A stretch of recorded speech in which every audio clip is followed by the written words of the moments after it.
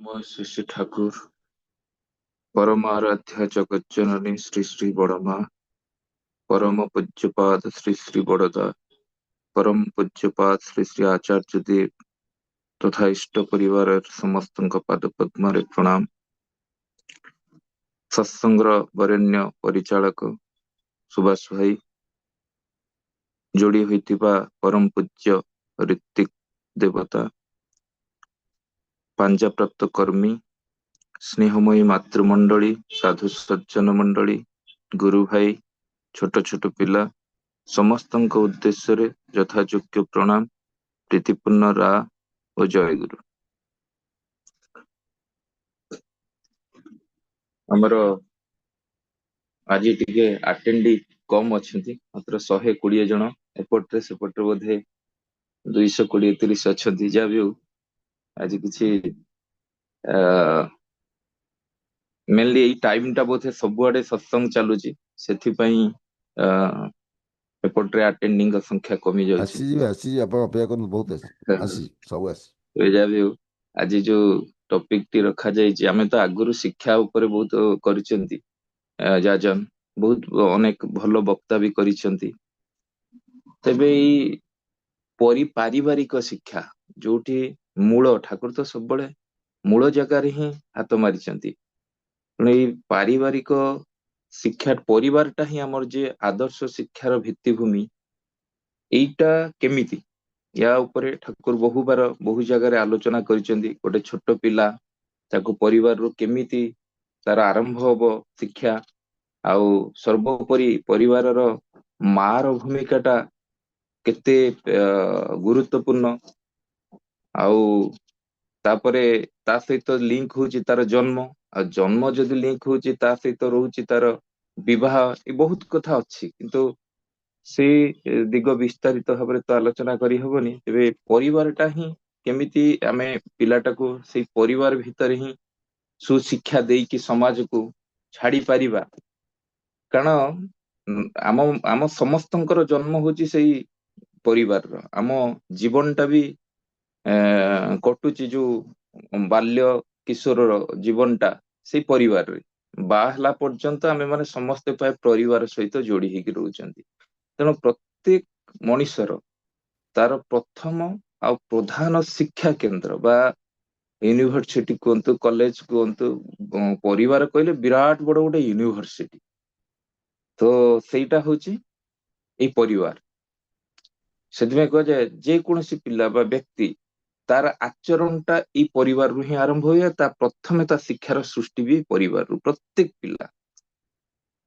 ता परिवार होची ता पे गोटे बड़ विश्वविद्यालय आउ एभलिया विश्वविद्यालय पृथ्वी रे कोठी मिलिबनी आमे जो विश्वविद्यालय रो तथाकथित डिग्री धरिक आसुचंती से जिनसटा अलगा आउ तार शिक्षा जिनसटा अलगा साक्षरता पाई आमे से यूनिवर्सिटी स्कूल कॉलेज को जाउचन किंतु परिवार होची ता विद्यार बा शिक्षार बा ज्ञानर असल विश्वविद्यालय बापा माँ परिवार रो जो अन्य सदस्य रहिले से हेले तार शिक्षक बा शिक्षिका एई माने ताकू जहा शिक्षा देबे से पिलाटी सेउटो आहरण करिके तार फाउंडेशन टा सेठी पड़िबो दो चैरिटी बिगिन्स एट होम माने गोटे शिशुर प्रथम को प्राइमरी एजुकेशन टा आरंभ होची एउठु विद्यालय रे ठाकुर से कहते जे विद्यालय रे पुओ झियो जेते भी शिक्षा शिखंतु ना घरर शिक्षा सुष्टु नहले भल नहले शिष्ट स्वभाव हुए ना तो जो आरंभ रु जो शिक्षा जेते सहज हबो आउ जेते सहज सहित स्वाभाविक हबो सेते भल केना पुओ झियो तांकर जो अभ्यास तार जो व्यवहार जो कथा ठाकुर कहते लेखा पढ़ारे दक्ष हेले देखो ठाकुर ये कही देते लेखा पढ़ारे दक्ष हेले शिक्षा ताकू कुहे ना पुरुषोत्तम को श्रीमुख निसृत वाणी आमे जो बड़ बड़ बाहास्फोट मारती जे पुओ एमिति पढ़ी पुओ सेमिति पढ़ी लेखा पढ़ारे दक्ष हेले शिक्षा ताकू कुहे ना ता भीतर जदि आचार अभ्यास व्यवहार सहज ज्ञानर अभाव अछि ताहले से शिक्षा नाम गण्य नुहे से केवल चाकरी करिया पय गोटे मानपत्र धरिछि तेणु ये जो अभ्यास तार जो व्यवहार एटा ता पिला दिनरु माने से फाउंडेशन टा होबाटा विधेय बापा माँ आउ अन्य लोकंकर जो चाली चलन ତାଙ୍କର ଆଚାର ବ୍ୟବହାର, ତାଙ୍କ କଥାବାର୍ତ୍ତା ଏମିତି ହୁଏ ଯାହାକୁ ସିଏ ଅନୁସରଣ ଅନୁକରଣ କରେ, କାରଣ ପିଲା ହିଁ ଅନୁସରଣ ଅନୁକରଣ କରିକି ହିଁ ଶିଖନ୍ତି। ଯୋଉ ଇନକ୍ୟୁଜିଟିଭନେସ୍ ତାଙ୍କ ଭିତରେ ଥାଏ, ସେଇଟା ଯଦି ଆମ ବାପା ମାଙ୍କର ଚାଲିଚଳନ କିମ୍ବା ପରିବାରର ଯୋଉ ଅନ୍ୟ ସଦସ୍ୟ ଅଛନ୍ତି ତାଙ୍କର ଚାଲିଚଳନ, ଆଚାର ବ୍ୟବହାର, କଥାବାର୍ତ୍ତା ଏଇଗୁଡାକ ଯଦି ମାର୍ଜିତ ହୁଏ, ସେଇଟାକୁ ଅନୁସରଣ ଅନୁକରଣ କରି ଗୋଟେ ଛୁଆଟା ଭଲ ଶିକ୍ଷା ପାଇପାରେ। ତେଣୁ ପରିବାରର ସମସ୍ତଙ୍କର ଚାଲିଚଳନ ଯଦି ପ୍ରଥମରୁ ଠିକ ଅଛି, ତା ଯୋଉ ସହଜ ଶିକ୍ଷାର ଯୋଉ ଭିତ୍ତିଭୂମିଟା ସେଇଟା ସୁଦୃଢ ହେଇଯିବ। ତେଣୁ ଇଏ ଏକାଥରକେ ଆମେ ଯୋଉ ଠାକୁର କହିଛନ୍ତି ପୁଅ ଝିଅ ମାନଙ୍କ ମଧ୍ୟରେ ଏକାଥରକେ ଅନେକ ଜିନିଷ ଗୁଡାକ ପ୍ରବେଶ କରିବାକୁ ଅପଚେଷ୍ଟା କରନା। ଆଉ ଏଇଟା ସେମାନଙ୍କ ପାଇଁ ଅତ୍ୟନ୍ତ କ୍ଷତିକାରକ। ମାନେ ଆମେ ଦେଖୁଛନ୍ତି ଏପଟରେ ପଢଉଛନ୍ତି, ସେପଟେ ଗୋଟେ ଇଂଲିଶ ଟ୍ୟୁସନ, ଗୋଟେ ମ୍ୟାଥମେଟିକ୍ସ ଟ୍ୟୁସନ, ଗୋଟେ ହିଷ୍ଟ୍ରି ଟ୍ୟୁସନ, ଏମିତି କରି 4ଟା ଟ୍ୟୁସନ ଦେଇ ଦଉଛନ୍ତି। ସେପଟର ମ୍ୟୁଜିକ, ସେପଟରେ ଡ୍ୟାନ୍ସ, ସେପଟରେ ଖେଳିବାକୁ ଛାଡିଲେଣି। ଠାକୁର କହିଛନ୍ତି ଏଇଗୁଡା କିନ୍ତୁ ଠାକୁର ଏକଦମ ପସନ୍ଦ କରୁନାହାନ୍ତି। ଏଇ ଯୋଉ ଅପଚେଷ୍ଟା ଅନେକ ଜିନିଷକୁ ତା ଭିତରେ ପୁରେଇବାର, ଏଇଟା ତା ପାଇଁ ମ୍ୟାକ୍ସିମମ୍ କ୍ଷତିକାରକ ହୁଏ, ଲାଭଦାୟକ ପରିବର୍ତ୍ତେ କ୍ଷତିକାରକ ହୁଏ। କାହିଁକି ନା ଆମ ମା ମାନେ ଆଜିକା ଡେଟରେ ଭାବନ୍ତି ଯେ ଆମ ଛୁଆଟା ସବୁ ଦିଗରୁ ଟପ୍ ହଉ, ସେ ବିଶ୍ୱ ବିଜୟ ହେଇଯାଉ, କିନ୍ତୁ ତାର ଯେ ଗ୍ରହଣ କ୍ଷମତା କେତେ ଅଛି ସେଟା ବିଚାରକୁ ନବା ଦରକାର। ଆଉ ସେଇ ଗ୍ରହଣ କ୍ଷମତା ଯାହା ଅଛି ସେଟାକୁ ଆମେ କନସିଡର କରିକି ଧୀରେ ଧୀରେ ସେଟାକୁ ଶିଖେଇବ। ସେ ସବୁ ଶିଖିବ କିନ୍ତୁ ସେଟା ଧୀରେ ଧୀରେ ହବ, ତାର ଗୋଟେ ଗୋଟେ ଫେଜ ବାଇ ଫେଜ। ଆଉ ଏଟାର ଉଲ୍ଟା କଲେ ସେମାନଙ୍କର ଯୋଉ ଭଲ ଲାଗିବାର ଭାବଟା, ଠାକୁର କହୁଛନ୍ତି ଯୋଉ ଭଲ ଲାଗିବାର ଭାବଟା ତାଙ୍କର ରହେ ନା, ଆଉ ଅଯଥା ମାନେ ଅନିଚ୍ଛା, ଯୋଉଟାକୁ ଇଚ୍ଛା ସିଏ କରୁଥିବ ତାର ଅନିଚ୍ଛା ଆସିବ, ତା ଭିତରେ ଗୋଟେ ବିରାଗ ଭାବ ସୃଷ୍ଟି ହବ। ତ କେବେ କେବେ ତାର ମନ ହବ ଯେ ମୋର ଯେମିତି ଗ୍ରହଣ କ୍ଷମତା ନାହିଁ, ସେ ଭାବିବ ଯେ ମୋର ରିସିପ୍ଟିଭ ପାୱାର ନାହିଁ, ଏଇଗୁଡାକୁ ମୋ ଦ୍ଵାରା ଆୟତ, ଏଇ ଜିନିଷ ଗୁଡାକୁ ଆୟତ କରିବା ମୋ ପକ୍ଷରେ ସମ୍ଭବ ନୁହେଁ। ତାର ଯୋଉ ଆତ୍ମବିଶ୍ୱାସ ଟା ସେଇଠି ନଷ୍ଟ ହେଇଯିବ। ଆଉ ଠାକୁର କହିଲେ ଏଇ ଆତ୍ମବିଶ୍ୱାସ ଟା ଯେତେବେଳେ ନଷ୍ଟ ହେଇଯିବ, ତାଠାରୁ ବଡ ସର୍ବନାଶ ଗୋଟେ ପିଲା ପାଖରେ ଆଉ କିଛି ନାହିଁ। ପିଲାର କୋଉଟା ଅବୋଧ୍ୟ, ସେଥିପାଇଁ ତାକୁ କୌଣସି ମତେ ଅପଶାସନ ବା ଉପହାସ ସବୁଠାରୁ କ୍ଷତିକାରକ। ତୁ ଏଇଟା କରିପାରିବୁନି, ତୋର ଏଇଟା ହବ ନାହିଁ, ତୁ ଏଇଟା ତ ଜାଣିପାରିଲୁନି, ଆଉ ଏଇଟା ତ ତୋ ଦ୍ଵାରା ହଉନି, ଏଗୁଡାକ ଭେରି ଡେଞ୍ଜରସ୍ ଠାକୁର କହିଛି, ଠାକୁରଙ୍କ ଭାଷାରେ। ବରଂ ଯୋଉଟାକୁ ସେ ବୁଝିପାରେ ସେଥିପାଇଁ ତାକୁ ପ୍ରାଣ ଖୋଲିକି ପ୍ରଶଂସା କରିବା ପ୍ରୟୋଜନ। ଏଥିରେ କଣ ହବ ନା, ସେ ଇନ୍ସପାୟାର ହବ, ନର୍ଚର ପାଇବ। ପାରୁନି ବା ପାରିବିନି ଏଭଳିଆ ନେଗେଟିଭ ବା ନକାରାତ୍ମକ ଭାବନା ଯେମିତି ତା ଭିତରେ ସୃଷ୍ଟି ନ କରାଯାଏ। ଝୁଁକୁ ନ ବୁଝି ଶିକ୍ଷା ଦେଲେ ପଦେ ପଦେ କୁଫଳ ଫଳେ। ତାର ଝୁଁଟା ଦେଖିକି ତା ଶିକ୍ଷାଦାନ ପ୍ରଣାଳୀ ଟା ନିର୍ଦ୍ଧାରିତ ହବା ଦରକାର। ଆଉ ସେଇଟା ସେ ପରିବାରରୁ ହିଁ ହବ। ସେ ବାହାରେ ଯାଇକି ସ୍କୁଲ ଛାଡି ଦେଇକି ଯାଇକି ପରିବାର ଛାଡି ଦେଇକି ସ୍କୁଲରେ ତା ଝୁଁକୁ ଦେଖିକି କିଏ ଶିକ୍ଷା ଦବ, ସେମିତି ହୁଏ ନା। ଆଉ ଯଦି ତାର କୌଣସି ଏଇ ଯୋଉ ଇନକ୍ୟୁଜିଟିଭନେସ୍ ଯୋଉଟା କହିଲେ ଅନୁସନ୍ଧିତ୍ସୁ ଭାବ ସୃଷ୍ଟି ହୁଏ, ତାର ଇନ୍ଧନ ଟା ବି ତାକୁ ଯୋଗେଇ ଯଦି ଦିଆଯାଏ, ତେବେ ଆଉ ଚିନ୍ତା କରିବାକୁ ପଡିବନି, ସେ ପିଲା ବାହାରିଯିବ। ସାମାନ୍ୟ ଅଭିଜ୍ଞତା ଆତ୍ମବିଶ୍ୱାସ ମାନେ ଭବିଷ୍ୟତକୁ ଗୋଟେ ବିରାଟ ରୂପ ଧାରଣ କରିବ। ଏଇ ଯୋଉ ସାମାନ୍ୟ ଅଭିଜ୍ଞତା, ଏଇ ଯୋଉ ସାମାନ୍ୟ ଆତ୍ମବିଶ୍ୱାସ, ଯୋଉ ସେଲ୍ଫ କନଫିଡେନ୍ସ ତା ଭିତରେ ପରିବାରରୁ ବିଲ୍ଟ ହେଲା, ସିଏ ଭବିଷ୍ୟତରେ ଗୋଟେ ମହାଦ୍ରୁମରେ ପରିଣତ ହବ। ପ୍ରତ୍ୟେକ ଘର ଗୋଟେ ଶିକ୍ଷାର ବବୋଧନୀ କେନ୍ଦ୍ର, ଯୋଉଟା କହନ୍ତି ଏଜୁକେସନ ଇଣ୍ଡ୍ୟୁସିଂ ସେଣ୍ଟର ହେବା ଦରକାର। ପରିବାର ମାନେ ବିଶେଷ କରିକି ଏଠି ମାର ଭୂମିକା ଟା ଅତ୍ୟନ୍ତ ଗୁରୁତ୍ୱପୂର୍ଣ୍ଣ। ତେଣୁ ଜୀବନର ମାନକାଠି ବା ମାପକାଠି ତାର ହଉଛି ସେ ମା। ପ୍ରଥମ ଶିକ୍ଷା ତାର ଆରମ୍ଭ ହଉଛି ସେ ମା ଠାରୁ। ତେଣୁ ମାର ଅଭ୍ୟାସ, ମାର ବ୍ୟବହାର, ମାର ଚାଲିଚଳନ ବିଶେଷ ଭାବରେ ନିୟନ୍ତ୍ରିତ ହବା ଦରକାର। ଏଠି ସାଧନା ଅସଲ ହଉଛି ମାର। ଛୁଆ ଠାରୁ ଛୁଆକୁ ମଣିଷ କରିବା ପାଇଁ, ଛୁଆ ଭିତରେ ସେ ଯୋଉ ଭିତ୍ତିଭୂମିଟାକୁ ସ୍ଥାପନ କରିବା ପାଇଁ ଅସଲରେ କିନ୍ତୁ ସାଧନାଟା ଚାଲିଥାଏ ମାର। ମାର ସାମାନ୍ୟତମ ଭୁଲ ଭ୍ରାନ୍ତି ଛୁଆ ଭିତରେ ଅନେକ କ୍ଷତିର କାରଣ ହେଇପାରେ। ଛୋଟବେଳେ ପିଲାର ଦେଖିବେ ଅନେକ କଥା ଜାଣିବାକୁ ତାର ମନ, ଏଟା କଣ ହେଲା, ଏଟା କାହିଁକି, ସେଟା କାହିଁକି, ବହୁତ କଥା ପଚାରିବାକୁ ଇଚ୍ଛା। କୌଣସି କାର୍ଯ୍ୟ ଗୋଟେ କରିବାର ଯେ ପର୍ଟିକୁଲାର ଗୋଟେ ଝୁଙ୍କ ତା ଭିତରେ ବି ଦେଖାଯାଏ। ଦେଖିବାକୁ ହବ ଏଟା ପିଲାର ପ୍ରୟୋଜନୀୟତାରେ କେତେ ସହାୟକ ହଉଛି, ତା ପାଇଁ ଏଟା ଭଲ ନା ମନ୍ଦ। ଯଦି ସତ୍ତା ବିରୋଧୀ ନୁହେଁ, ତଥାପି ଯଦି ମା ତାକୁ ବିରୋଧ କଲେ ତାହେଲେ ବି ସର୍ବନାଶ। ଦେଖନ୍ତୁ ସତ୍ତା ବିରୋଧୀ ବି ଯଦି ନୁହେଁ, ତାକୁ ବି ଯଦି ତାକୁ ବିରୋଧ କଲ ତାହେଲେ ବି ସର୍ବନାଶ। ତ ଭାବିକି ଦେଖିବାକୁ ପଡିବ ତାର କର୍ମ ସମ୍ବେଗଟା ଯେମିତି କୌଣସି ମତେ ସ୍ତବ୍ଧ ହେଇ ନଯାଏ। ଆଉ ଯଦି ବି ସିଏ କିଛି ବିପରୀତ କରିବାକୁ ଯାଏ, ତାହେଲେ ତାର ବିରୋଧ ମଧ୍ୟ ଠିକ ନୁହେଁ ଠାକୁର କହୁଛନ୍ତି। ବରଂ ଏଇଟାକୁ କେମିତି କଣ୍ଟ୍ରୋଲ କରାଯିବ, କେମିତି ସୁନିୟନ୍ତ୍ରିତ କରାଯିବ, ସେଇଟା ହିଁ ଠିକ। ସପୋଜ ସେ କଣ କରୁଛି ନା ଖୋପଡା ଛିଞ୍ଚଡା କରୁଛି, ଠାକୁର କହୁଛନ୍ତି ତାକୁ ତୁ ନେଇଯିବୁ ବାଡିର ବାଡିକି ନେଇ ଯାଇକି ବାଡିର ଗଛ ଗୁଡାକୁ କଣ କରିବୁ, କହିବୁ ୟା ଦେହରୁ ସବୁ ଓପାଡି ଖୋପାଡ, ତାପରେ ତାକୁ କହିବୁ ଏଇ ଅନାବନା ଗଛ ଗୁଡାକୁ ଓପାଡି ପକା। ତ ତା ଦ୍ଵାରା କଣ ହବ, ତାର ସେଇ ଯୋଉ ଖରାପ ଗୁଣଟା କଣ୍ଟ୍ରୋଲ ହେଇଗଲା, ପ୍ରଶମିତ ହେଇଗଲା, ସେ ପେସିଭ ହେଇଗଲା ଭଲ ଦିଗରେ। ତେଣୁ ତାକୁ କୌଣସି ମତେ ବିରୋଧ ନ କରିକି ସେଇ ସମ୍ବେଗଟାକୁ ସୁନିୟନ୍ତ୍ରିତ କରିପାରିବାଟା ହଉଛି ପ୍ରକୃତ ଶିକ୍ଷା। ତାପରେ ଅଛି ତାର ଇନର ପୋଟେନ୍ସି, ଯୋଉ ଛୁଆଟାର ଯୋଉ ଅନ୍ତର୍ନିହିତ ଶକ୍ତି, ସେଟା ଯେମିତି ପ୍ରପରଲି ଆଡଜଷ୍ଟ ହୁଏ। ତେଣୁ ଶିଶୁର ପ୍ରଥମ ଆଶ୍ରୟ ହଉଛି ତା ମା। ସେଇ ଭରସା ସାହସରେ ସେ ଅନେକ ସମୟରେ ଅନେକ ଅନୁସନ୍ଧିସା ନେଇକି ତା ପାଖରେ କେତେ କେତେ ପ୍ରଶ୍ନ କରୁଥିବ, ମା ଏଇଟା କଣ, ସେଇଟା କେମିତି ହେଲା, ସେଇଟା କେମିତି ଜାଣିବି ମୁଁ। ଆଉ ଯଦି ଜୋର କରିକି ତା ଇଚ୍ଛାଟାକୁ ହଁ ତୁ ଏଟା ଜାଣିନୁ ସେଇଟା ଜାଣିବୁ ପଛରେ, ଏମିତି ଯଦି କରାଯାଏ ତାହେଲେ ବି ତାର ସେ ଯୋଉ ଅନୁସନ୍ଧିସା ଭାବର ଠାକୁର କହୁଛନ୍ତି ପୂର୍ଣ୍ଣଚ୍ଛେଦ ପଡିଯିବ। ଆଉ ଅନୁସନ୍ଧିସା ଭାବ ତାର ଭବିଷ୍ୟତର କୌଣସି ମତେ ରହିବନି, ଯୋଉଟା ତା ପାଇଁ ବିରାଟ ବଡ ଗୋଟେ ଅମଙ୍ଗଳକୁ ଡାକିକି ଆଣିବ। ପୁଣି ଆଜେ ବାଜେ ଉତ୍ତର ମଧ୍ୟ ଦବା ବି ତା ବି କ୍ଷତିକାରକ। ଦେଖନ୍ତୁ କେତେ ମାନୁଟଲି ଠାକୁର ଏଇ ଜିନିଷ ଗୁଡାକୁ ବୁଝେଇ ଦେଇଛନ୍ତି। ଆଉ ଇଏ ସବୁ ହଉଛି ଡ୍ୟୁଟି ଗୋଟେ ମାର ଅସଲ ସାଧନା ହଉଛି ସେଇଠି ମାର। ତା ପାଇଁ କେତେ ଆଜେ ବାଜେ ଉତ୍ତର ମଧ୍ୟ କ୍ଷତିକାରକ, ଯୋଉଟା କି ତା ପାଇଁ ପ୍ରୟୋଜନୀୟ ତାର ସେତିକି ହିଁ କହିବା ଦରକାର। ଯାହା ଅଜଣା ସେ ବିଷୟରେ କହିବାକୁ ପଡିବ। ପରେ କରିବି, ପରେ କହିବି, ପରେ ଜାଣିଲେ ହବ ନାହିଁ, ନା ଏବେ ଜାଣିବୁନି। କାହିଁକିନା ଅନେକାଂଶରେ ଆମେ ଏଇଭଳିଆ କୁହନ୍ତି ପିଲାଙ୍କୁ, କିନ୍ତୁ ୟା ଦ୍ଵାରା କଣ ହବ, ପିଲାର ସ୍ୱଭାବ, ରୁଚି, ତାର ଯୋଉ ପସନ୍ଦ, ତା ବୈଶିଷ୍ଟ୍ୟ, ଏଗୁଡାକ ସବୁ ଧୀରେ ଧୀରେ ଅଲଗା ଦିଗକୁ ଧାଇଁବ। ତେଣୁ ଏଇ ଯୋଉ ରୁଚି, ପସନ୍ଦ, ବୈଶିଷ୍ଟ୍ୟ, ଏ ସବୁ ଯେମିତି ମାର ନଖ ଦର୍ପଣରେ ଥାଏ। ଠାକୁର ସେଥିପାଇଁ କହିଲେ ମା ହବା କି ସହଜ କଥା, ପ୍ରସବ କରିଲେ ହୁଏ ନା ମାତା। ଏ ମା ଟା ଖାଲି ଜନ୍ମ କରିଦେଲେ ହବନି, ପ୍ରତ୍ୟେକ ପିଲାକୁ ସୁଶିକ୍ଷିତ ମଣିଷ କରିବାକୁ ହେଲେ ତା ନିଜସ୍ୱ ପ୍ରକାରରେ କରିବାକୁ ପଡିବ।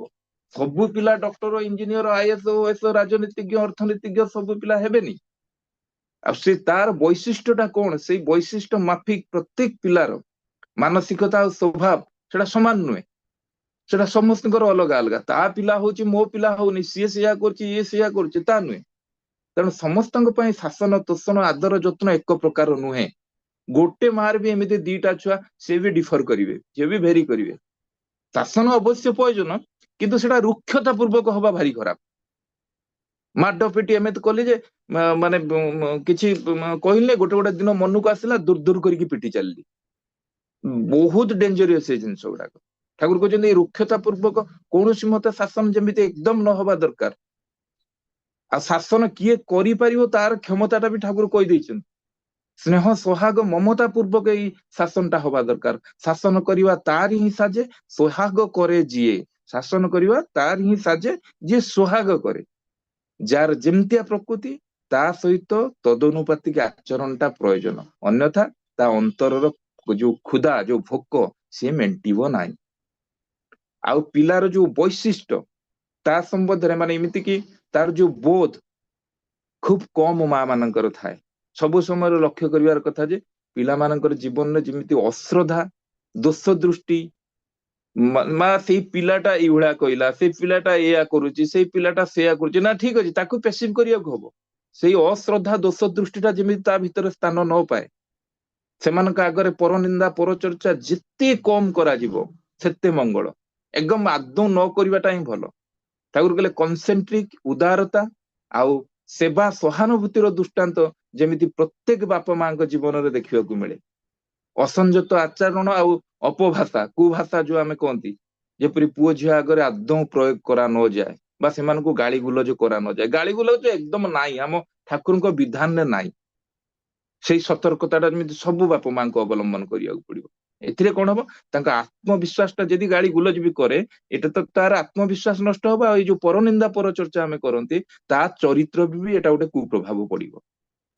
ତେଣୁ ମା ହେଲେ ତୁ ହୁଏତ ପିଲାକୁ ପଢେଇବାକୁ ଯାଇକି ବିରକ୍ତିର ସହ କହିବ ଯେ ତୋ ଦ୍ଵାରା କିଛି ହବନି, ତୋ ମଥାରେ କିଛି ନାହିଁ, ଗୋବର ଅଛି। ଏମିତି ଅନେକ ମାନେ ବହୁତ ତିକ୍ତ କରିକି, ବିରକ୍ତ ଭାବ କରି ପ୍ରକାଶ କରେ। ଏଇ ୟାର କୁପ୍ରଭାବ ତା ଜୀବନର ପ୍ରତ୍ୟେକ କ୍ଷେତ୍ରରେ ପ୍ରତିଫଳିତ ହବ। ଏଇଟା ନିଃସନ୍ଦେହ, ୱିଦାଉଟ ଡାଉଟ ଏଇ ଜିନିଷ ସେଇଆ। पुणी कौन होची बापू माँ पिला को नीति उपदेश देकी जदि निजे परिपालन न करती ताहले भी सेटा उल्टा फल करिवो मु परिपालन करे ना मु किंतु खाली नीति उपदेश देकी मो छुआ को ठीक करिवि तार उल्टा फल ता ऊपर पड़िवो से देखियो मो बापू माँ भी एटा पालन करूनांती कारण जो माने नीति वाक्य परिपालनार जो परिपालनार शून्यता को देखाए पिला को सुशिक्षा प्राप्ति दिगरे प्राय ही सेटा विफल हुए एई सब प्रति विमुख हेकी कौन करे पिलाटा केवल विद्यालयमुखी हबो आ जोठी की सुशिक्षार प्रवर्तन संभव नुहे तथाकथित शिक्षार शासन बा कठोरता ठीक नुहे आगर जमिति माड थिला पिला माने माड खाउतले से शिक्षक माने को दृष्टि भी माड दउथिले से जदि एक तो से सिस्टम टा वर्तमान नहीं वर्तमान तक आलोचना कौन फायदा ही नहीं किंतु ठाकुर विधान भितर ये जो माड़ गाड़ी खराब करके कहवा ये सब कौन मत स्थान ही ना आ सेटा कह जाए प्रत्येक मान गोटे छुआटा तार भी गोटे आत्ममर्यादा अच्छी आ सेटा जदि आघात प्राप्त कौन कारण होउची तार शिक्षा प्रति अश्रद्धा हम वितृष्णा जात हो तो श्रद्धा विहीन शिक्षा एटा ज्ञान गर्भक नुहे या भितर कौन हम ता भितर हिडन पोटेंसी जो अंतर्निहित गुण अच्छी सी तार सेटा विकास हम से डरमांट हो ता भितर सुप्त हो आघात प्राप्त होगी विपरीत दिगरे सेटा सक्रिय हो समाज विरोधी अनेक कर्म ता द्वारा ठाकुर कहले संपादित हम तेणु छात्र जो मति गति अवस्था तार जो मानसिकता एगुड़ा को न जानिकी जदि शिक्षादान करा जाए तार सुफल कौन मते मिलिबो नाही कारण सेई होची गोटे गछ ताकू बेसी बड़ हो गले बेसी टाण हो गले ताकू आ कौन मते मकई परिबेनी सेथिपई तार टाइमिंग अच्छी सेही समय ही ताकू जहा करि परिबे लाळ एते 5 वर्षाणी 10 वर्षाणी ताड़ा प्राप्ति 16 वर्ष पुत्र मित्र मेवाचरे जदि कौन प्रश्नर यथार्थ उत्तर भी आम दे पारुना से पिला से पिला सहित कौन प्रकार दुर्व्यवहार आम कर तेणु शिक्षक बा माँ जी भी हूँ छात्र से जो जगार जदि प्रॉपर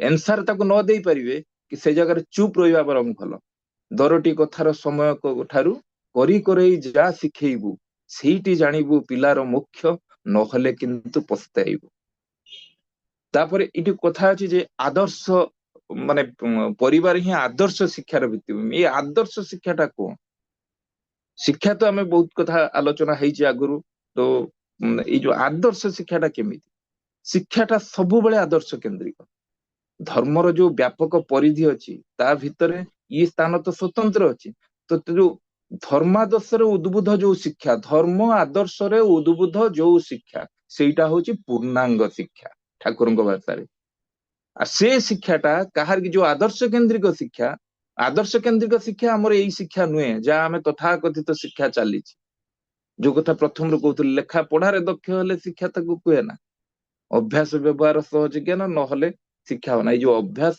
व्यवहार सहज ज्ञान यही शिक्षाटा कहारी के स्वार्थपर प्रवृत्ति परायणा करिकी तोले ना शिक्षार प्रकृत उद्देश्य है आदर्श शिक्षार प्रकृत उद्देश्य है योग्यता केमी जन अर्जन कर कर्म सेवा भितर दे जिते से योग्यता अर्जन समर्थ हुए ठाकुर कहले धर्म माने जीवनीय धृति यही धर्म भावना को जागृत करने शिक्षार प्रमुख उद्देश्य तापाई दरकार आदर्श प्राण संवेग संपन्न शिक्षक आ शिक्षक को प्रीत करने को जाए छात्र माने से प्राण हे उठिबे आ शिक्षक ताहले कौन दरकार ना तांकर गोटे किए प्रिय परम रहिबा दरकार जांक प्रीति पाई से निजर वृत्ति प्रवृत्ति संस्कार अभ्यास व्यवहार सबु गुड़ाक से सुगठित करिकी तोलिबा तेणु शिक्षक जदि चरित्रवान हेबे शिक्षक जदि धर्मर बाहक हेबे शिक्षक जदि आदर्शर बाहक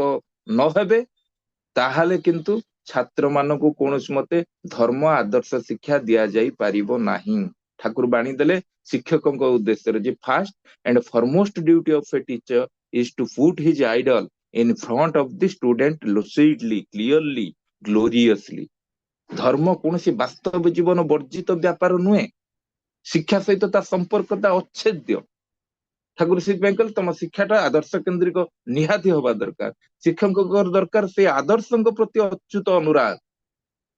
ଆଉ ସେଇ ଆଦର୍ଶ କେନ୍ଦ୍ରିକ ଶିକ୍ଷକଙ୍କ ପ୍ରତି ଛାତ୍ର ମାନଙ୍କର ଯେତେବେଳେ ଅନୁରାଗ ସୃଷ୍ଟି ହବ, ସେମାନେ ସେତେ ସହଜରେ ଅଜ୍ଞାତ ସାରରେ ତାଙ୍କ ମାନେ ଜଣାତରେ ନୁହେଁ ଅଜଣାତରେ ଦେଖିବେ ସେ ଶିକ୍ଷିତ ହେଇଯିବେ। ବଞ୍ଚିବା ବଢିବାର ଯୋଉ ନୀତି ସେ ସମ୍ବନ୍ଧରେ ତାଙ୍କର ଗୋଟେ ପୂର୍ଣ୍ଣାଙ୍ଗ ପିକ୍ଚର ତାଙ୍କ ଭିତରେ ଆସିଯିବ, ପୂର୍ଣ୍ଣାଙ୍ଗ ଧାରଣା ତାଙ୍କ ଭିତରେ ସୃଷ୍ଟି ହେଇଯିବ। ଛାତ୍ର ମାନଙ୍କର ଯୋଉ ମାନେ ତାଙ୍କୁ ଉପଦେଶ ଦ୍ଵାରା ଯାହା ସମ୍ଭବ ତାଠାରୁ ବେଶୀ ସମ୍ଭବ ଯଦି ସେ ସତ ଶିକ୍ଷକ ଗୋଟେ ପାଇଯାଆନ୍ତି। ପଢା ଦ୍ଵାରା ଯାହା ନୁହେଁ ପ୍ରକୃତରେ ଗୋଟେ ଚରିତ୍ରବାନ ଶିକ୍ଷକ ଯଦି ହୁଏ ତାହେଲେ ତା ଭିତରେ ଆଦର୍ଶ କେନ୍ଦ୍ରିକ ତାର ଶିକ୍ଷା ଅଟୋମେଟିକାଲି ଫୁଟି ଉଠିବ। ବୋଧ ସମନ୍ୱିତ ଯୋଉ ଆଚରଣ ଚରିତ୍ର ଶିକ୍ଷକର ପ୍ରକୃତ ଜୀବନଟା ସିଏ ଗଢି ତୋଳିବ ଗୋଟେ ଭଲ ଛାତ୍ର। ତେଣୁ ଶିକ୍ଷକଙ୍କର ସମ୍ମାନ ଆଉ ମର୍ଯ୍ୟାଦାଟା ଠାକୁର କହିଛନ୍ତି ସବୁଠାରୁ ଉପରେ। ଶିକ୍ଷାଟା ଯେତେ ଘରୁଆ ହବ, ହୋମଲି କରାଯାଇପାରେ, ଦୈନନ୍ଦିନ ଜୀବନ ସହିତ ଯେତେ ସଂଶ୍ଳିଷ୍ଟ କରାଯାଇପାରେ, ଅଭ୍ୟାସ ବ୍ୟବହାର ସଙ୍ଗତି ଭିତର ଦେଇକି ସେଟା ସେତେ ସାର୍ଥକ ହେଇ ଉଠିବ। ଶାସକ ଶାସନ କରେ କିନ୍ତୁ ଶିକ୍ଷକ ଛାତ୍ର ଜୀବନକୁ ନିୟନ୍ତ୍ରଣ କରେ। ଦେଖିବାକୁ ଗଲେ ଗୋଟେ ଶାସକ ଠାରୁ ଜଣେ ଶିକ୍ଷକର ସ୍ଥାନ ପ୍ରତିଷ୍ଠା ସବୁଠାରୁ ଉଚ୍ଚର। କିନ୍ତୁ ଆଜିର ତଥାକଥିତ ଶିକ୍ଷାରେ ଶିକ୍ଷା ମାନେ ଯୋଉ ଏଜୁକେସନ କମ, ଲେଖା ପଢା ଯୋଉ ଲିଟରେସନ ବେଶୀ। ଆଉ ଗୋଟେ କଥା ଠାକୁର ଏଇଠି କହିଦଉଛନ୍ତି, ଲେଖା ପଢା ଜୀବନର ଗୋଟେ ସିମ୍ପଲ କଳା। ଏଇଟାକୁ ଆମର ସମୟ ବାପ ମା ଯୋଉମାନେ ବହୁତ ବାହାସ୍ପୋଟ ମାରୁନାହାନ୍ତି ଛାତି ଫୁଲେଇକି, ମୋ ପୁଅ ଅମକି ଡିଗ୍ରୀ ଧରିଛି ସମକି ଡିଗ୍ରୀ ଧରିଛି, ଏମିତି ଚାକିରି କରିଛି ସେମିତି ଚାକିରି କରିଛି। ଠାକୁର କହିଲେ ଲେଖା ଜୀବନର ଗୋଟେ କଳା। କଳା ମାନେ ଜଣେ ଯାତ୍ରା କରୁଛି, ଯାତ୍ରା ବାଲାଙ୍କର ଦରମା କେତେ ହେଲାଣି ଜାଣିଛନ୍ତି? ସାଲାରୀ ଗୋଟେ ଗୋଟେ ଯାତ୍ରାରେ ଏଇ ଯୋଉ ଭିଲିଆନ ନଉଛନ୍ତି କୋଟିଏ ଟଙ୍କା ବର୍ଷକୁ। ଗୋଟେ ଗୋଟେ କିଛି ପଢୁନାହାନ୍ତି, ସେ ମେଟ୍ରିକ ପାସ୍ ବି କରିଛନ୍ତି କି ନାହିଁ ତା ଭିତରୁ କେତେ, ଆଉ କିଛି ଯାହା ବି ହଉ ସେମାନଙ୍କ କ୍ୟାରିୟର ସେମିତି କିଛି ନୁହେଁ।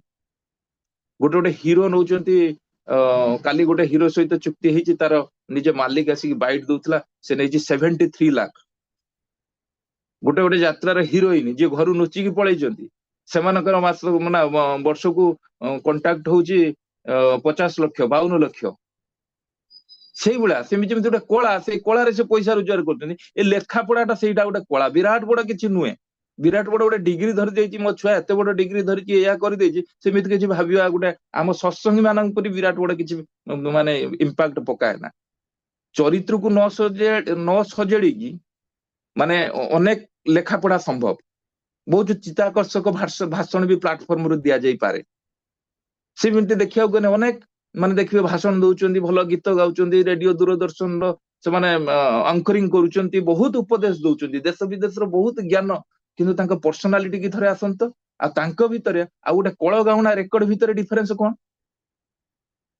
ଲେଖିବା ପଢିବା ମାନେ ଯେ ନିଷ୍ପ୍ରାଣ ଭାବରେ କେତେ ଗୁଡିଏ ଭଲ ଭଲ କଥା ଖାଲି ମାନେ ଚାରିତ୍ରିକ ସଂଶୋଧନ ବିନା ସେଗୁଡା ଖାଲି ଗାଇ ଦେଇଯିବା। ତା ଭିତରେ ଆଉ ଗୋଟେ ରେକର୍ଡିଂ ଯୋଉ ମାଇକ୍ରୋଫୋନ ଯୋଉ କ୍ୟାସେଟ କୁ ପୁରେଇ ଦବା, ଭିତରେ ଜିନିଷ କିଛି ନୁହେଁ।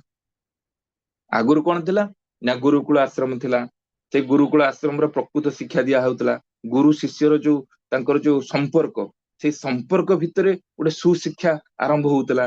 ଭିକ୍ଷା କରିବା, ମଣିଷର ଅଭାବ ପ୍ରୟୋଜନକୁ ମେଣ୍ଟେଇବା, ଚାଷ କରିବା, ମଣିଷ ସହିତ କେମିତି କନଭିନ୍ସ କରିକି ମଣିଷ ସହିତ ଗୋଟେ ସୁସମ୍ପର୍କ ସ୍ଥାପନ କରାହବା, ତାକୁ ଖୁସି କରିକି ସେବାରେ ସନ୍ତୁଷ୍ଟ କରିକି ନିଜର କରିକି ତା ପାଖରୁ ଗୁରୁଙ୍କ ପାଇଁ କିଛି ଅର୍ଥ ସଂଗ୍ରହ କରିବା, ସାଂସାରିକ କର୍ମ ଯାବତୀୟ ଯାହା କିଛି ବ୍ୟବସ୍ଥା ଆମର ଅଛି ଏଇ ସବୁ ଶିକ୍ଷାର ଅନ୍ତର୍ଗତ ଥିଲା। ଏଥିରେ ଜୀବନର ଅକୃତ କାର୍ଯ୍ୟ ହବାର ସମ୍ଭାବନା କମ ଥିଲା। ସେ ହୁଏତ ଡିଗ୍ରୀ ଡିପ୍ଲୋମା ଧାରୀ ହଉନଥିଲା, କିନ୍ତୁ ପ୍ରାକ୍ଟିକାଲି ସେ ଏତେ ଏକ୍ସପର୍ଟ ହେଇଯାଉଥିଲା ଯେ ତେଣୁ ସେ ଜୀବନର କୌଣସି କ୍ଷେତ୍ରରେ ଅକୃତ କାର୍ଯ୍ୟ ହଉନଥିଲା, ତା ପେଟ ପୋଷି ପାରୁଥିଲା ଆରାମସେ। ତ ଜୀବନର ସୁକେନ୍ଦ୍ରିକତାଟା ତାହେଲେ ଏଇ ଯୋଉ ଆଦର୍ଶ କେନ୍ଦ୍ରିକ ଶିକ୍ଷା ଉପରେ ହିଁ ଡିପେଣ୍ଡ କରେ। ଶିକ୍ଷକ ଆଚାର୍ଯ୍ୟ ପଦବାଚ୍ୟ, ତାଙ୍କର ଯୋଉ ସମଦର୍ଶୀ ଭାବ ଏଇଟା ଛାତ୍ରକୁ ପ୍ରେରଣା ଦିଏ, ଉତ୍ସାହିତ କରେ।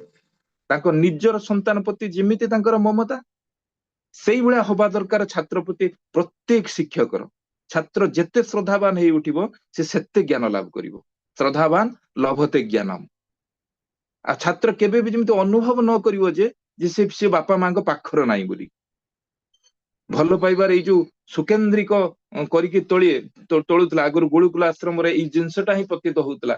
କେବେ ଗୋଟେ ଛାତ୍ର ଫିଲ୍ କରୁନଥିଲା ଯେ ମୁଁ ମୋ ବାପା ମାଙ୍କ ପାଖରେ ନାହିଁ, କାରଣ ତା ପାଖରେ ସେ ଯୋଉ ଗୁରୁମା ଥିଲେ ସେଇମାନେ ହିଁ ତାର ବାପା ମାର କାମ ନିର୍ବାହ କରୁଥିଲେ, ଆଉ ସେମାନେ ନିଜ ପୁଅ ଆଉ ଛାତ୍ର ଭିତରେ କୌଣସି ପ୍ରକାର ଫରକ ଦେଖୁନଥିଲେ। ତେଣୁ ଠାକୁର କହିଛନ୍ତି ଭାଲୋବାସାର ଟାଣ କର୍ମେ ଆଣେ ନିପୁଣତା ଜୀବନେ ଉତ୍ଥାନ। ଛାତ୍ର ପାଇଁ ଏସବୁ ନିର୍ଭର କରେ କେବଳ ଶିକ୍ଷକର ସୁକେନ୍ଦ୍ରିକା ଆଉ ଶିକ୍ଷକଟା ଇଷ୍ଟ ପ୍ରାଣ ହବ। ଜଣେ ଆଦର୍ଶ ଶିକ୍ଷକ ଛାତ୍ରର ସୁନିୟନ୍ତ୍ରିତ ହେଇପାରିବ, ଅଦରୱାଇଜ ହେଇପାରିବ ନାହିଁ। ନିଜେ ନିୟନ୍ତ୍ରିତ ନହେଲେ ସେ ଅନ୍ୟକୁ କଣ ନିୟନ୍ତ୍ରଣ କରିବ? ତ ତାର ଯୋଉ ଆଚରଣ ବ୍ୟବହାର ଚଳନ ଚରିତ୍ର କଥା କାର୍ଯ୍ୟ ଏଇଗୁଡାକ ଯଦି କନଭିନ୍ସିଂ ନହେଲା ଏଗୁଡାକ ତାହେଲେ ସିଏ ଶିକ୍ଷକ କୌଣସି ମତେ ଛାତ୍ର ଭିତରେ ବି ଶ୍ରଦ୍ଧା ପରାୟଣତା ସୃଷ୍ଟି କରିପାରିବ ନାହିଁ। ତାଙ୍କ ଗୋଟେ ଶିକ୍ଷକର ଯଦି ପିତୃଭକ୍ତି ମାତୃଭକ୍ତି ଗୁରୁଜନ ଭକ୍ତି ଏଗୁଡାକ ନଥାଏ, ଛାତ୍ରକୁ ସେଗୁଡାକ ବି ବିଶେଷ କିଛି ଆକର୍ଷଣ କରିପାରିବନି। ସେ ଯୋଉ ପ୍ରାଣସ୍ପର୍ଶୀ ବ୍ୟବହାର ଯାହା ଦ୍ଵାରା ସମସ୍ତେ ପ୍ରଭାବିତ ହୁଅନ୍ତି। ଆମେ ମାନେ ଆଜିକା ଡେଟରେ ମାର୍କେଟିଂ ରୁ ବି ଦେଖନ୍ତି, ଯେତେବେଳେ ଇଣ୍ଟରଭ୍ୟୁ ନିଆ ହୁଏ ସେତେବେଳେ ବି ମାର୍କେଟିଂ ପିଲାକୁ ଦେଖାଯାଏ ଇଏ କେତେ ବିହେଭ ଜାଣିଛି, କେତେ କନଭିନ୍ସ କରିପାରୁଛି। କନଭିନ୍ସ କରିପାରିଲେ ଲୋକଟା କନଭିନ୍ସ ହେଇଗଲେ ଲୋକଟା ବାନ୍ଧି ହେଇଯିବ। ଆଉ ମାନେ ଜଣେ ଅନ୍ୟକୁ ଆପଣାର କରିବା ପାଇଁ ଏଇ ପ୍ରାଣସ୍ପର୍ଶୀ ବ୍ୟବହାର ଠାରୁ ଦୁନିଆର ଅନ୍ୟ କିଛି ସମ୍ପଦ ନାହିଁ। ଛାତ୍ର ବେଶୀ କିଛି ଚାହେଁ ନା, ସେ ଟିକେ ଅପୁରନ୍ତ ଭଲ ପାଇବା ଚାହେଁ। ଆଉ ସେଇ ଚାହିଁବାରେ ସିଏ ଯଦି ବିଫଳ ହେଲା ତାହେଲେ କିନ୍ତୁ ବର୍ବାଦ। ଆଉ ଗୋଟେ ଛାତ୍ର ମାନଙ୍କ ସହିତ ଅନରେବୁଲ ଡିଷ୍ଟାନ୍ସ ସବୁବେଳେ ବଜାୟ ରଖିବା ଦରକାର। ଏଠି ତ ଛାତ୍ର ତାଙ୍କର ଇନଷ୍ଟାଗ୍ରାମ ରେ ଫେସବୁକ ରେ ଫ୍ରେଣ୍ଡ ରିକ୍ୱେଷ୍ଟ ପଠାଉଛନ୍ତି ଶିକ୍ଷକଙ୍କ ପ୍ରତି। ଆଉ ସେ ଶିକ୍ଷକର ତ ଇଷ୍ଟ ଟ୍ରାଣ ନାହିଁ, ସେ ତ ଆବୁଲ ତାବୁଲ ଦୃଷ୍ଟିରେ ସେ ଗୋଟେ ଯୋଉ ଝିଅ ପିଲାଟେ ଯଦି ଛାତ୍ର ହେଇକି ଯାଇଛି ସେ ତାକୁ ଉଲ୍ଟା ଦୃଷ୍ଟିରେ ଦେଖୁଛି। ଗୋଟେ ଗୋଟେ ଜାଗାରେ ବାହା ସାହା ବି ହେଇଯାଉଛନ୍ତି। ତେଣୁ ଠାକୁର କହିଲେ ଶିକ୍ଷକର ନାହିଁ ଇଷ୍ଟ ଟାଣ କିଏ ଯୋଗେଇବ ଛାତ୍ର ପ୍ରାଣ। ବିଶେଷ କରି ଆଜିର ଶିକ୍ଷାର ଯୋଉ ସାର୍ଥକ ବିନ୍ୟାସଟା ମିନିଂଫୁଲ ଆଡଜଷ୍ଟମେଣ୍ଟ କଥା ଯୋଉଟା ସେଟା ଠିକ ଭାବରେ ହେଇପାରୁନି, ଯେହେତୁ ଏମାନେ ସତ୍ତାକୁ କେନ୍ଦ୍ର କରିକି ନାହାନ୍ତି। ଆଉ ବର୍ତ୍ତମାନ ଛାତ୍ର ମାନଙ୍କର ବି ଗୁରୁ କେନ୍ଦ୍ରିକତାର ବହୁତ ଅଭାବ ଦେଖାଯାଇଛି। ଅର୍ଥ ସହିତ ସମ୍ପର୍କଟା ଏଙ୍କର ବେଶୀ ଘନୀଭୂତ ହେଇଯାଇଛି। ମତେ ପଇସା ରୋଜଗାର କରିବି ଏଇ ଜାଗାରେ ଶିକ୍ଷକଙ୍କର ଦାୟିତ୍ୱଟା ବହୁତ ବେଶୀ ହେଇଯାଉଛି। ଇଷ୍ଟହରା ଶିକ୍ଷକ ହେଲେ ସେ କିନ୍ତୁ ହବନି। ଦାୟିତ୍ୱ ଭରା ଯାହା କିଛି ଅଛି, ସବୁଠୁ ବଡ ଶିକ୍ଷକତା ଇଷ୍ଟନିଷ୍ଠ ସ୍ୱଭାବ ବିନା ଅଧ୍ୟାପନା ବର୍ବରତା। ଇଷ୍ଟ ମାନେ ଯିଏ ମଙ୍ଗଳର ଉତ୍ସ, ସେଇ ଆଲୋକ ନେଇକି ଯଦି ଶିକ୍ଷକ ମାନେ ଜୀବନ ପଥରେ ଦଣ୍ଡାୟମାନ ନ ହୁଅନ୍ତି ତେବେ ଛାତ୍ର ସେ ଆଲୋକରେ ଉଦ୍ଭାସିତ ହବ ନାହିଁ। ବତି ଘର ଯଦି ନ ରହିବ ତାହେଲେ ଜାହାଜଟା ମାର୍ଗଚ୍ୟୁତ হবে, ଏଟା ନୋ ଡାଉଟ। ଏଇ ଯୋଉ ପଞ୍ଚାନନ ଦାଦାଙ୍କ ଉଦାହରଣ ଏଠି ଆମେ ରଖିପାରିବା ଯେ ସେ ଆସିକି ଗୋଟେ କହିଲେ ଠାକୁର ଏ ପିଲାଟାର ଟୋଟାଲି ମନେ ରହୁନି, ଏଟା କିଛି ମାଇଣ୍ଡରେ ନାହିଁ, ୟାକୁ କଣ କେମିତି ପଢେଇବି? ଠାକୁର କହିଲେ ତାକୁ ଡାକିବୁ ତ ମୋ ପାଖକୁ ପଠେଇଦେବୁ ତ। ଠାକୁର ସେ ପିଲାଟା ଆସିଲା ପରେ ଠାକୁର କହିଲେ ତୁ ଗୋଟେ କାମ କର, ତୁ ପଇସା ନେଇଯା, ଜାନି ଗୋଟେ ଫିଲ୍ମ ଦେଖିବାକୁ ଭଲ ଲାଗେ? କହିଲେ ହଁ। କହିଲେ ତ ସେ ଫିଲ୍ମଟା ଯାହା ଦେଖିକି ଆସିବୁ। ସେଥିରେ ପଇସା ନେଇକି ସେ ଫିଲ୍ମ ଦେଖିବାକୁ ଗଲା। ଫିଲ୍ମ ଦେଖିକି ଯେମିତି ଆସିଲା ପଞ୍ଚାନନ୍ଦ ଦାକୁ ଠାକୁର ଡାକିଲେ। ଠାକୁର ସେ ଫିଲ୍ମର ଷ୍ଟୋରି ଗୁଡାକ ତାକୁ ପଚାରିଲେ। ସେ ଆଦ୍ୟରୁ ପ୍ରାନ୍ତ ପର୍ଯ୍ୟନ୍ତ ସବୁ ଗାଇ ଦେଇଗଲା। ଠାକୁର କହିଲେ ପଞ୍ଚାନନ୍ଦ ଦା ଆପଣ କଣ କହୁଥିଲେ ତାର ମେମୋରି ଟୋଟାଲ ନାହିଁ, ଦେଖୁଛନ୍ତି? ଆଉ ଜଣକୁ ପଞ୍ଚାନନ୍ଦ ଦାସ ସେଇଭଳିଆ କହିଥିଲେ, ଗୋଟେ ମା ଆସିକି ମତେ ପଚାରୁଛି ଦାଦା ମୋର କିଛି ମନେ ରହୁନି, ମୁଁ କେମିତି ମନେ ରଖିମି ଏଇ କାଇଦା କୌଶଳଟା ମତେ ଶିଖେଇ ଦିଅନ୍ତୁ। ତେଣୁ ଠାକୁର କହିଲେ ପ୍ରତ୍ୟେକ ପିଲାଙ୍କ ପାଖକୁ ଯାଇକି ତାଙ୍କ ଭିତରେ ପ୍ରୋବ୍ଲେମଟା କଣ ଏଇଟା ବୁଝିକି ଆପଣଙ୍କୁ ପଢେଇବାକୁ ହବ। ଏଇ କାମଟା ଆପଣଙ୍କର, ସେ କାମଟା ପିଲାର ନୁହେଁ। ମନେ ରଖିବ କେମିତି, ସେ କାମଟା ପିଲାର ନୁହେଁ, ସେ କାମଟା ହଉଛି ଆପଣଙ୍କର। ତେଣୁ ସେଇମିତି ଡ୍ରାମା ଭଳି ସେଇମିତି ନାଟକୀୟ ଭଙ୍ଗୀରେ ଯଦି ଆପଣ ମାନେ ପଢେଇ ପାରିବେ ତାହେଲେ ସେ ପିଲା ନିଶ୍ଚୟ ମନେ ରଖିବ। ଆଉ ଏମିତି ନୁହେଁ ଯେ ଆମର ଆଜିକାଲି ଯେମିତି ଚାଲିଛି 100,000 ପିଲା ବସିଥିବେ, ଆପଣ ଭାଷଣ ବାଜି ମାରିଦେଲେ, ଲେକ୍ଚରସିପ କରିଦେଲେ, ପଳେଇ ଆସିଲେ, ତା ଭିତରେ କୌଣସି ମତେ ପିଲା ମନେ ରଖି ପାରିବେ ନାହିଁ। ତ ଦେଶର ଆଜି ତଥାକଥିତ ବିଦ୍ୱାନ ମାନଙ୍କର ସଂଖ୍ୟା ଦିନକୁ ଦିନ ବଢି ଚାଲିଛି, କିନ୍ତୁ ବିଦ୍ୱାନ ହେଇ ବେଶୀ ଭାଗ କଣ କରିଛନ୍ତି? ଅହଙ୍କାରୀ, ଉଦ୍ଧତ, ବିନୀତ ଶ୍ରଦ୍ଧା ସମ୍ପନ୍ନ ଲୋକ କେତେ ଜଣ? ଆମେ ଏଇଟା ସାମାନ୍ୟ ଲକ୍ଷ୍ୟ କରିବା ଦେଖିବା। ଯିଏ ବିଚାରକ ହେଇଛି ସିଏ ତାର ଚୋରି କରୁଛି, ଯିଏ ପଦସ୍ଥ କର୍ମଚାରୀ ହେଇଛି ତାର ଲମ୍ପଟ ଦୋଷ ଯାଇନି, जे नेता सी तांकर पैसा हड़प करिके जा नहीं ता करूचंती, जे शिक्षक सी मिथ्याचारी हेची।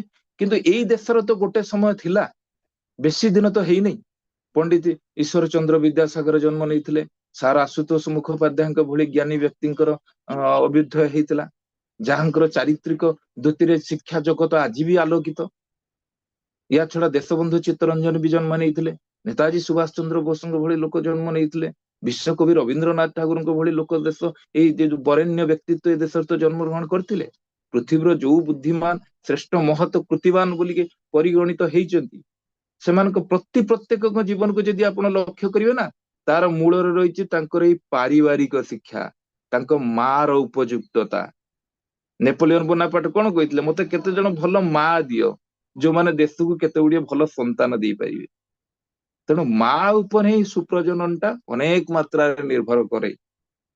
संतानर जीवनटा को मापी दौज बोली तो सी माँ, खाली बीज भल हेले हबनी, तदुपयुक्त माटीटा भी हवा दरकार ना।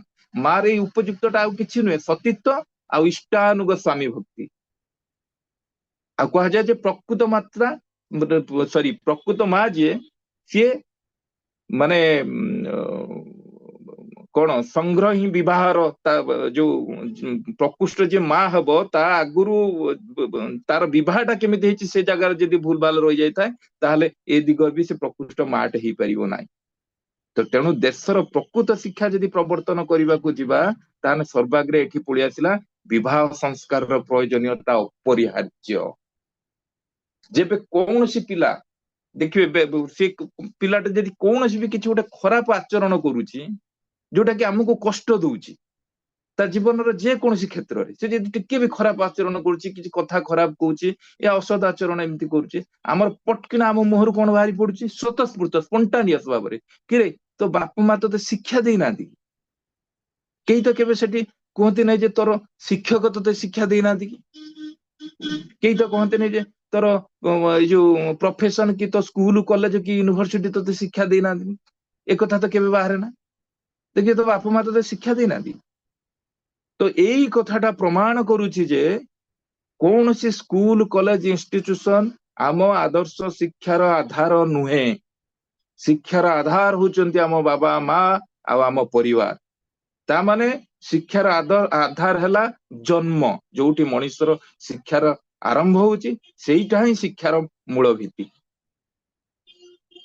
आ इथिरे सुजातक ही एकमात्र सुशिक्षा ग्रहण करे।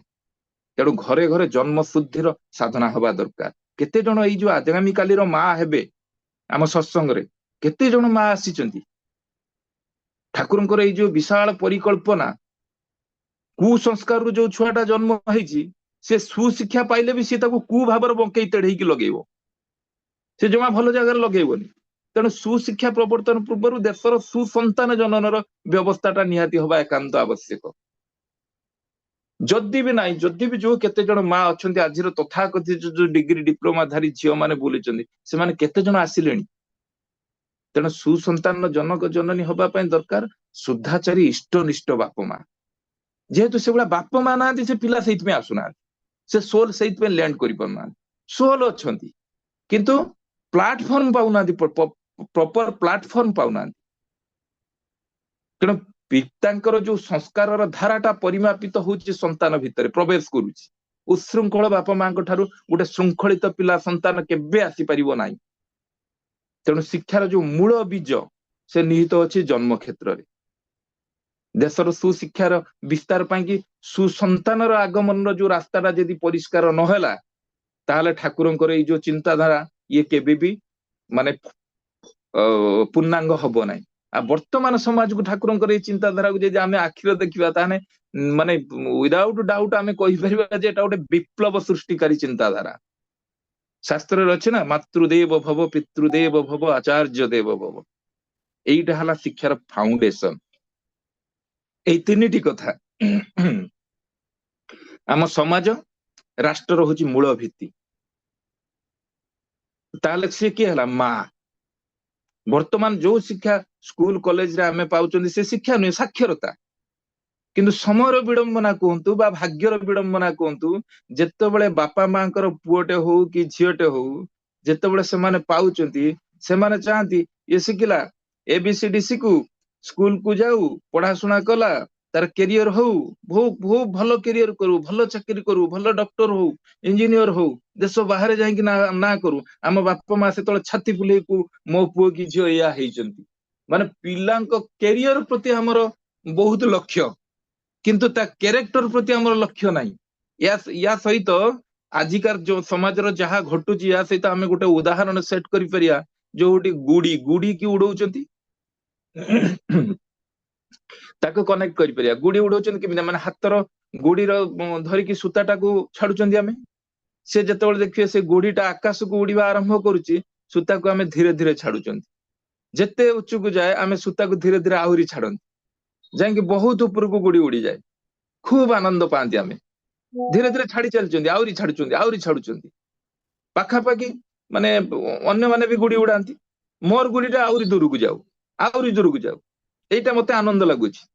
ଏଇ ଉପରକୁ ଉଠୁ ଉଠୁ ଗୋଟେ ସମୟରେ ଦେଖିବେ ଆଉ ସେ ଗୁଡିଟା ଦେଖାଯାଏ ନା। ଏତେ ବଡ ଗୁଡିଟା ଗୋଟେ ବିନ୍ଦୁ ଭଳିଆ ଦେଖାଯାଏ। ସେତେବେଳେ ଏଇ ଯୋଉ ଗୁଡିଟା ବିନ୍ଦୁରେ ପରିଣତ ହେଇଗଲା, ସେ ଆଉ ଯେତେବେଳେ ଦେଖା ନଦବ, ସେତେବେଳେ ଛାତି ଧଡଧଡ ହବ। ସେଠୁ କଣ ହବ ନା, ସୂତା ଗୁଡାକ ଆମେ ଟାଣିବା ଷ୍ଟାର୍ଟ କରିଦବା। ତାରି ଭିତରେ ସୂତାକୁ ଆମେ ଜୋର କରିକି ଧରିକି ଟାଣିବା, ଗୋଟେଇବାକୁ ଚେଷ୍ଟା କରନ୍ତି, କେମିତି ଗୁଡିଟା ମତେ ଦେଖାହବ, ଗୁଡିଟା ପଳେଇ ଆସୁ। ସେତେବେଳେ ଏତେ ଜୋରରେ ଗୋଟେଇବା ଆରମ୍ଭ କରନ୍ତି ଯେ ସୂତାଟା କଟିଯାଏ ଆଇଦର, କିମ୍ବା ଅନ୍ୟ କାହାର ଗୋଟେ ଗୁଡି ଗୁଡୁଥିଲା ତା ସହିତ କ୍ରସ ହେଇକି ଗୁଡି କଟିଯାଏ, ଉଡିକି ପଳେଇଲା। ସେତେବେଳେ ମୋ ହାତରେ ଆଉ କମାଣ୍ଡ ନାହିଁ, ବାଲାନ୍ସ ନାହିଁ, କଣ୍ଟ୍ରୋଲ ନାହିଁ। କିନ୍ତୁ ଗୁଡି ଆଉ ନାହିଁ ହାତର, କେବଳ ସୂତା, ମାନେ ଏଇ ଯୋଉ ଲଟେଇ ଲଟେଇ ଯୋଉଟା କହନ୍ତି ଗୁଡିର। ଠିକ ଏମିତି ଆମେ ମାନେ ସନ୍ତାନ ସନ୍ତତିକୁ ପାଳନ କରିଛନ୍ତି। ପଢାଶୁଣା କର, ଆହୁରି ଆଗେଇ ଯା, ରଖିଲା 70%, 80%, 90%, ଆହୁରି ଆଗେଇ ଯା, କ୍ୟାରିୟର ଗଢ, ବଡ ମଣିଷ ହ, ଡକ୍ଟର ହ, ଇଞ୍ଜିନିୟର ହ, ସାଇଣ୍ଟିଷ୍ଟ ହ, ଆଇଏଏସ ହ, ଚାର୍ଟାର୍ଡ ଆକାଉଣ୍ଟାଣ୍ଟ ହ। ସେ ପିଲା ଡକ୍ଟର ହୁଏ, ଶିକ୍ଷକ ହୁଏ, ଆଇଏଏସ ହୁଏ, ଏଟା ସତ। ବଡ ପଲିଟିସିଆନ ହୁଏ, ସୋସାଇଟିର ବିଭିନ୍ନ ସ୍ତରରେ ସେ କିଛି ଗୋଟେ ତ ନିଶ୍ଚିନ୍ତ হয়। ତାକୁ ଯେତେବେଳେ ଆପଣ ଛାଡିଛନ୍ତି ଇନ୍ସପାୟାର କରିକି ଗୁଡି ଭଳିଆ, ଯେତେବେଳେ ଉଡି ଉଡିକି ଯାଇଛି, ବହୁତ ଉଚ୍ଚକୁ ଯାଇଛି, ଯେତେବେଳେ ସିଏ ତାର ଯୋଗ୍ୟତା ନେଇକି ସମାଜରେ ପ୍ରତିଷ୍ଠା ଲାଭ କରେ, ତାପରେ ଆମେ କଣ କରନ୍ତି, ତା ପାଇଁ ଗୋଟେ ସୁନ୍ଦରୀ ଚକଚକ କରୁଥିବା ଝିଅକୁ ନେଇ ଆସିବା। ଶିକ୍ଷିତ ଝିଅ, ବଡ ଘରର ଝିଅ, ବାହା ହେଇ ଦିଅନ୍ତି। ଅବିନ୍ଦା କହନ୍ତି ନା, ଦାଦା ସେ ଯୋଉ ଜଣକୁ ପଚାରୁ ନଥିଲେ, ଆପଣ କଣ ବିୟୁଟିଫୁଲ ବୋଉ ଆଣିବେ ନା ଡ୍ୟୁଟିଫୁଲ ବୋଉ ଆଣିବେ? ଆମେ ଏଇ ଡ୍ୟୁଟିଫୁଲ ବୋଉକୁ ଦେଖନ୍ତିନି, ଆମେ ବିୟୁଟିଫୁଲକୁ ଦେଖନ୍ତି। ବଡ ଘର ଝିଅ ବାହା କରିଦିଅନ୍ତି, ସେଥିରେ ବି ଦି ଜଣ ପ୍ରତିଷ୍ଠା ଲାଭ କରନ୍ତି। ସେତେବେଳେ ଆମ ବାପା ମା କଣ କରନ୍ତି, କି ତୁ କାହିଁକି ଆମ ପାଖକୁ ଆସୁନୁ, ଏ ଗୁଡି ଭଳିଆ ଟାଣିବା ଷ୍ଟାର୍ଟ କରନ୍ତି। ଆମ କଥା ମାନେ ନା, ଆମକୁ ଦେଖେ ନା, ଆମ କଥାରେ ଆଉ ଚାଲେ ନା। ଏ ଗୁଡିଟା ତ ଉଡୁ ଉଡୁ ସେ ତ ଦୂରକୁ ପଳେଇ ଯାଇଛି ନା। ସେତେବେଳେ ଆମେ ଚାହିଁଛନ୍ତି ସୂତାକୁ ଧରିକି ଯେତେବେଳେ ଟାଣୁଛନ୍ତି ଆମ ପାଖକୁ ଆସୁ ବୋଲିକି, ଆମେ ତ ତାକୁ ଧରି ରଖିନୁ, ତାକୁ ତ ଉଡେଇ ଚାଲିଛୁ, ଇନ୍ସପାୟାର କରି ଚାଲିଛୁ, ଆହୁରି ଉଡିଯା, ଆହୁରି ଉଡିଯା, ଆହୁରି ଦୂରକୁ ଯା। ଆନନ୍ଦ ଲାଗୁଥିଲା ସେତେବେଳେ ଆମକୁ। ଆମେ ଆମ ପାଖରେ ରହୁ ବୋଲି ଆମେ ତ ସେଇଟାକୁ କେବେ ଚାହିଁ ନାହାନ୍ତି। ସେ ଡକ୍ଟର ହଉ, ଇଞ୍ଜିନିୟର ହଉ, ଆଇଏଏସ ହଉ, ପଲିଟିସିଆନ ହଉ, ସାଇଣ୍ଟିଷ୍ଟ ହଉ, ଏଇଟା ଆମେ ଚାହିଁଛନ୍ତି। ସେ ମହତ ହଉ ଆମେ କେବେ ଚାହିଁନାହାନ୍ତି, ଆମେ ଚାହିଁଛନ୍ତି ସେ ବୃହତ ହଉ। ଆଉ ବୃହତ ମହତ ଦିଟା ସମାନ ଜିନିଷ ନୁହେଁ। ସମାଜର ଖୁବ ଗୋଟେ ବଡ ବଡ ଯୋଗ୍ୟତା ଧରିକି ସେ ପ୍ରତିଷ୍ଠା ଲାଭ କରୁ, ଏଇଟା ତ ଆମେ ଚାହିଁଥିଲେ ନା। ଅନେକ କ୍ଷେତ୍ରରେ ଦେଖାଯାଏ ବାପା ମାଙ୍କର ଏଇ ଯୋଉ ବୃହତ ସନ୍ତାନ ଯେ ବଡ ହେଇଛି, ମାନେ ତଥାକଥିତ ସାକ୍ଷରତାର ଡିଗ୍ରୀ ଧରିକି, ଶିକ୍ଷା ତ ନୁହେଁ ସାକ୍ଷରତା, ଯୋଉଟା ବହୁତ ଉଚ୍ଚ ସ୍ଥାନ ପ୍ରାପ୍ତ କରିଛି, ମେଟ୍ରୋ ସିଟିରେ ଘର କିଣିକି ରହିଲାଣି, ବିଦେଶରେ ଯାଇକି ରହିଲାଣି, ଆମେରିକା, ଲଣ୍ଡନ, ସୁଇଜରଲ୍ୟାଣ୍ଡରେ ରହିଲାଣି। ସମୟ କାହିଁ ବାପା ମାଙ୍କ ପାଇଁ ଦେଖିବାକୁ? ସେ ତ ସେଇ ଗୁଡିରୁ ବିନ୍ଦୁର ପାଲଟି ଗଲାଣି, ଆଉ ଦେଖାଯାଉନି ବାପା ମାଙ୍କୁ। ଆଉ ବାପା ମା ପାଖରେ କୋଉ ଛୁଆ ଅଛି, ଯିଏ ହୁଏତ ବେଶୀ ପାଠ ପଢାପଢି କରିନାହିଁ, ତାକୁ ଗୋଟେ ଭଲ ଚାକିରି ମିଳିବ ନାହିଁ, ତଥାକଥିତ ସାକ୍ଷରତାର ଡିଗ୍ରୀ ତା ପାଖରେ ନାହିଁ, ମାନେ ସେତେ ବୃହତ ହୋଇନାହିଁ। ସେଇ ସନ୍ତାନ କିନ୍ତୁ ବାପା ମା ପାଖରେ ରହିକି ବାପା ମାଙ୍କର ସେବା କରୁଛି। ତ ପ୍ରତ୍ୟେକ ବାପା ମାଙ୍କର ଏବେ ଭାବିବାର ସମୟ ଆସିଛି ଯେ ଯୋଉ ସାକ୍ଷରତାରେ ଆମେ ସ୍ୱାକ୍ଷର କରୁଛନ୍ତି, ସେଇ ପୁଅଟା ମୋର ପୁଅ ହେଇକି ରହିବ ତ? ଯୋଉ ସାକ୍ଷରତାରେ ଆମେ ସ୍ୱାକ୍ଷର କରିକି ଉଚ୍ଚ ଶିକ୍ଷିତ କରିକି ଏଇ ଗୁଳି ଭଳିଆ ତାକୁ ଇନ୍ସପାୟାର କରି କରି ଉଡେଇ ଉଡେଇ ଛାଡି ଦେଇଛନ୍ତି, ସେଇ ଝିଅଟା ମୋ ସଂସାରର ଝିଅ ହେଇକି ରହିବ ତ? गोटे लोक ठाकुर को आसिक कहूची आम मो ठाकुर मोर अमेरिकार चाकरी हो जाइए। ठाकुर बेसी किसी इंटरेस्ट नेले ठाकुर मोर अमेरिकार चाकरी हो मोर गोटे एम थिला एम्बिशन थिला जाइए चाकरी करने जा चाकरी ठाकुर कहले शुण तू अमेरिका जाइकी जा कि चंद्रपृष्ठ को जा से मोर किसी जाए आसे ना जोठी रहीकि तो बाप मां सेवा करू सेटा को मु ठीक बोलिकी भावे। नेशनल क्राइम रिपोर्ट ब्यूरो रो रिपोर्ट स्टूडेंट मानकर सुइसाइड रे आत्महत्या संख्या 6500 थिला आज की 5-7 वर्ष तले एटा 3 गुण वर्तमान बढ़ी जाइछि। बापा मांकर अत्यधिक प्रत्याशा पिलांको ऊपर अत्यधिक चाप सृष्टि करूछि। स्ट्रेस मैनेज करि पारु ना आदि पिला माने बापा मां ठारू दूर रही कैरियर करने जो फेलुअर होती से डिप्रेशन को जाऊँ डिप्रेशन जाकि आत्महत्या करुँच कहीं आम बापा मां एत प्रत्याशा समस्ते इंजीनियर हेबे समस्ते डॉक्टर हेबे समस्ते आईएएस हेबे समस्ते साइंटिस्ट हेबे पुणी छोट बेलू ता भीतर से जो महान हबार झुंकटा तो न पुरेकी इष्टों सहित जोड़ी न देकी से गुड़ी गुड़ी भाया आम छाड़देले से अनंत आकाश रे से खोलामेला है घूरला खोलामेला है धुलिके दुनिया बाहरी गला कई कौन है ना एटा तो गोटे पॉजिटिव दिग कहली आ गोटे नेगेटिव दिग भी अच्छी जो छाड़देले किए तार गंजेई खाइला किए मद खाइला किए पढ़िया बेले गोटे झील को लेकिन पलैला किए तार से जाके कमेंट मारला। तो आम बाप माँ एथपाई आम परिवार ही केवल दायी कहीं ना ठाकुर से जो कथा कहते दरटी कथार समय ठारू करी कराई जा शिखेबू से जानू पिलार मुख्य ना किंतु पछताइबू पिलाटा जो पिला गंजुड़ी मदुआ ये जो सब हो जाउछंती सब दोष तार थरे जाके देखंतु तो तांको पारिवारिक शिक्षाटा केमिति। तो एथिपाई दायी को माने केवल पिला मान को दोष देले हबनी बापा माँ एथरे सबुठारु बहुल मात्रा बापा माने ही दायी। प्रथमतः सुसंतान केमिति जन्म हब से विधि संपर्क रे पितामाता संपूर्ण अज्ञ तापर हला संतान चर्या तार उपाय मध्य हमको जना नाही तापर शिक्षकर शिक्षादान अयोग्यता ठाकुर कहले शिक्षकर ना इष्टटा किए जगाइब छात्र पा मंगल और कल्याण मूर्त प्रतीक शिक्षक इष्टप्रति जहाँ आकर्षण जिते रहिबो से जीवन सेते उन्नति करिवो जो लोक इष्टहीन से अनिष्ट पथर चलो आ अनिष्ट पथर जाके सब गुड़ा को अनिष्ट करदब। शिक्षा विषय शिक्षार्थी ठारू शिक्षकर दायित्वटा बेसी छात्र परीक्षा दौची सत कथा किंतु एई परीक्षा मध्य देकी प्रकृत पक्ष परीक्षा होची बाप माँ और शिक्षकंकर छात्र जदि फेल हुए ताहले से अकृत कार्य तार सबु दोष जीव शिक्षकंकर प्रत्येक छात्र जमिति शिक्षक मान प्रति श्रद्धा भक्ति उदय हुए से क्षेत्र में बाप माँ यही क्षेत्र में विशेष ध्यान देवा दरकार जोटा था परिवार ही से शिखिबो अदरवाइज परिवार को छाड़ी जेते शिक्षा आपण शिखंतु ना से कौन मत हबनी छात्र मान संगे बेसी मिलामिशाटा भी भल नुहे से भल पाइबा दरकार किंतु यथा संभव माने संभव गोटे सम्मानजनक दूरत्व जो ऑनरेबल डिस्टेंस रखिबा दरकार कहीं गुरु शिष्यर जो संबंध पिता पुत्र जो संबंध छात्र शिक्षक भी सही संबंध पिला माने किछि भल कले भल कहले ताको बाहाबा देबाकू हुए से ठीक अछि तांकर सतकर्म से आग्रह बढ़िबो किंतु ऑनरेबल डिस्टेंस रखी आउ जणे जणे देखिबे वैशिष्ट माफिक ताको कहले वैशिष्ट को तोर बाद दे शिक्षार अवतारणा आ मनीषटा को नपुंसक कर दबा एका कथा से वैशिष्ट से आग्रह अनुଯାयी तार शिक्षार व्यवस्थाटा करने को हम परिवार यहाँ कौटे हम ये परिवार रे ही हम आ पढ़ाशुना जदि मन कम अच्छी जोर देकी भी पढ़ाशुना आदाय करने अनुचित जो थी तार सब उल्टा फल हम तार बुद्धि बढ़ेवा को हम ब्राह्मी घी खाइबा प्रथमे गरम भात घी देकी खाइबा एगुड़ाकर मध्य ठाकुर कहते ता भीतर इष्ट मंत्र जप करवा ध्यान करवा वर्तमान तो आम मानकर आदर्श शिक्षक मनोनयन प्रक्रिया ही भूल आजिकल देखा दौचे आम कि डिग्री धरिक आले खूब बेसी हेले किसी गोटे प्रश्नर उत्तर देदेला से उत्तर रे आम शिक्षक निर्वाचन करदेले शिक्षक करिवार असल योग्यता हला तार चरित्र अध्ययन अध्यापना तार अच्छी ज्ञान गवेषणा जार जीवन लक्ष्य अर्थलोभ जार जीवन लक्ष्य नुहे से चरित्रवान शिक्षक आवश्यक सेटा तो नाई ସେଥିପାଇଁ ଠାକୁର କହିଲେ ଦୀକ୍ଷା ନେଇକି ଶିକ୍ଷା ଧର ଆଚାର୍ଯ୍ୟକୁ କରି ସାର, ଆଚରଣୀ ବୋଧ ଚୟନେ ଜ୍ଞାନର ସାଗର ହୋ ନା ପା। ତାକୁ ଗୀତା, ଭାଗବତ, ବେଦ, କୋରାନ, ବାଇବଲ, ସତ୍ୟାନୁସରଣ ପ୍ରଭୃତି ଗ୍ରନ୍ଥ, ଜାଗତିକ ବିଦ୍ୟାର ପାଠ ତାକୁ ଦରକାର। ତଦ୍ବିଧି ପ୍ରଣିପ୍ରାତେନ ପ୍ରଣିପ୍ରଶ୍ନେନ ସେବୟା ଉପଦେଖତି ତେ ଜ୍ଞାନଂ ଜ୍ଞାନୀନମ୍ ତତ୍ତ୍ୱଦର୍ଶିନା।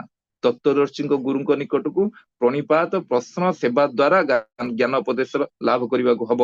ବିବେକାନନ୍ଦ କଣ କହିଲେ? carry out the commands of the guru without a least hesitation and doubt is the way of success in life।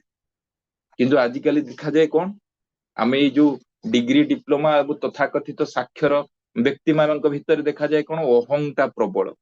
2 ପଇସା ରୋଜଗାର କଲେ, ଉପର ଠାଉରିଆ ଗୁରୁଜନଙ୍କ ପ୍ରତି ଗୋଟେ ନମସ୍କାର ମାରିଦେଇକି ସରିଗଲା। ତାପରେ ତାଙ୍କର ସେ ଭାବିଦେଲେ ଯେ ଆମେ ଦାୟିତ୍ୱ ଶୂନ୍ୟ ହେଇଗଲୁ।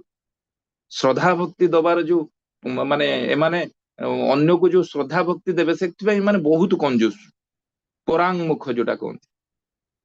ଏମିତି କି ଏଇ ଯୋଉ ସାକ୍ଷର ରୂପୀ ଡିଗ୍ରୀର ଅନ୍ଧ ହେଇଛନ୍ତି ଯୋଉ ଲୋକ, ଦେଖିବେ ସେ ବିଶ୍ୱ ସ୍ରଷ୍ଟା ଈଶ୍ୱରଙ୍କୁ ମଧ୍ୟ ଅସ୍ୱୀକାର କରନ୍ତି।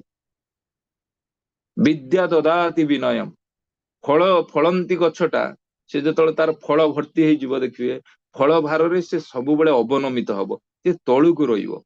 ସବୁବେଳେ ବିଦ୍ୟା ଦଦାନ୍ତି ବିନୟମ, ଯିଏ ପ୍ରକୃତ ବିଦ୍ୟାର୍ଥୀଟା ସେ ବିନୟ ହବ। ଆଉ ସେଇଟା ସେଇ ଇନଷ୍ଟିଚ୍ୟୁଟ, ସ୍କୁଲ, କଲେଜ, ୟୁନିଭର୍ସିଟି ଶିଖେଇବନି, ସେଟା ସେ ପରିବାରରୁ ଶିଖେଇବ ଏଇ ଜିନିଷ ଗୁଡାକ। ଯାହାର ପ୍ରକୃତରେ ବିଦ୍ୟା ଅଛି ସେ ଲୋକଟା ଭଦ୍ର ହବ, ସେ ନମ୍ର ହବ।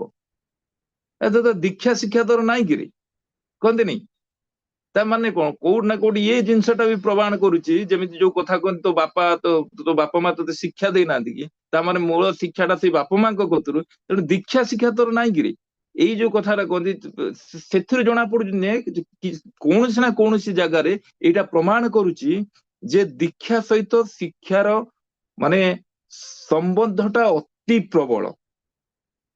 ସେଥିପାଇଁ ଦୀକ୍ଷା ନେଇ ଶିକ୍ଷା ଧର।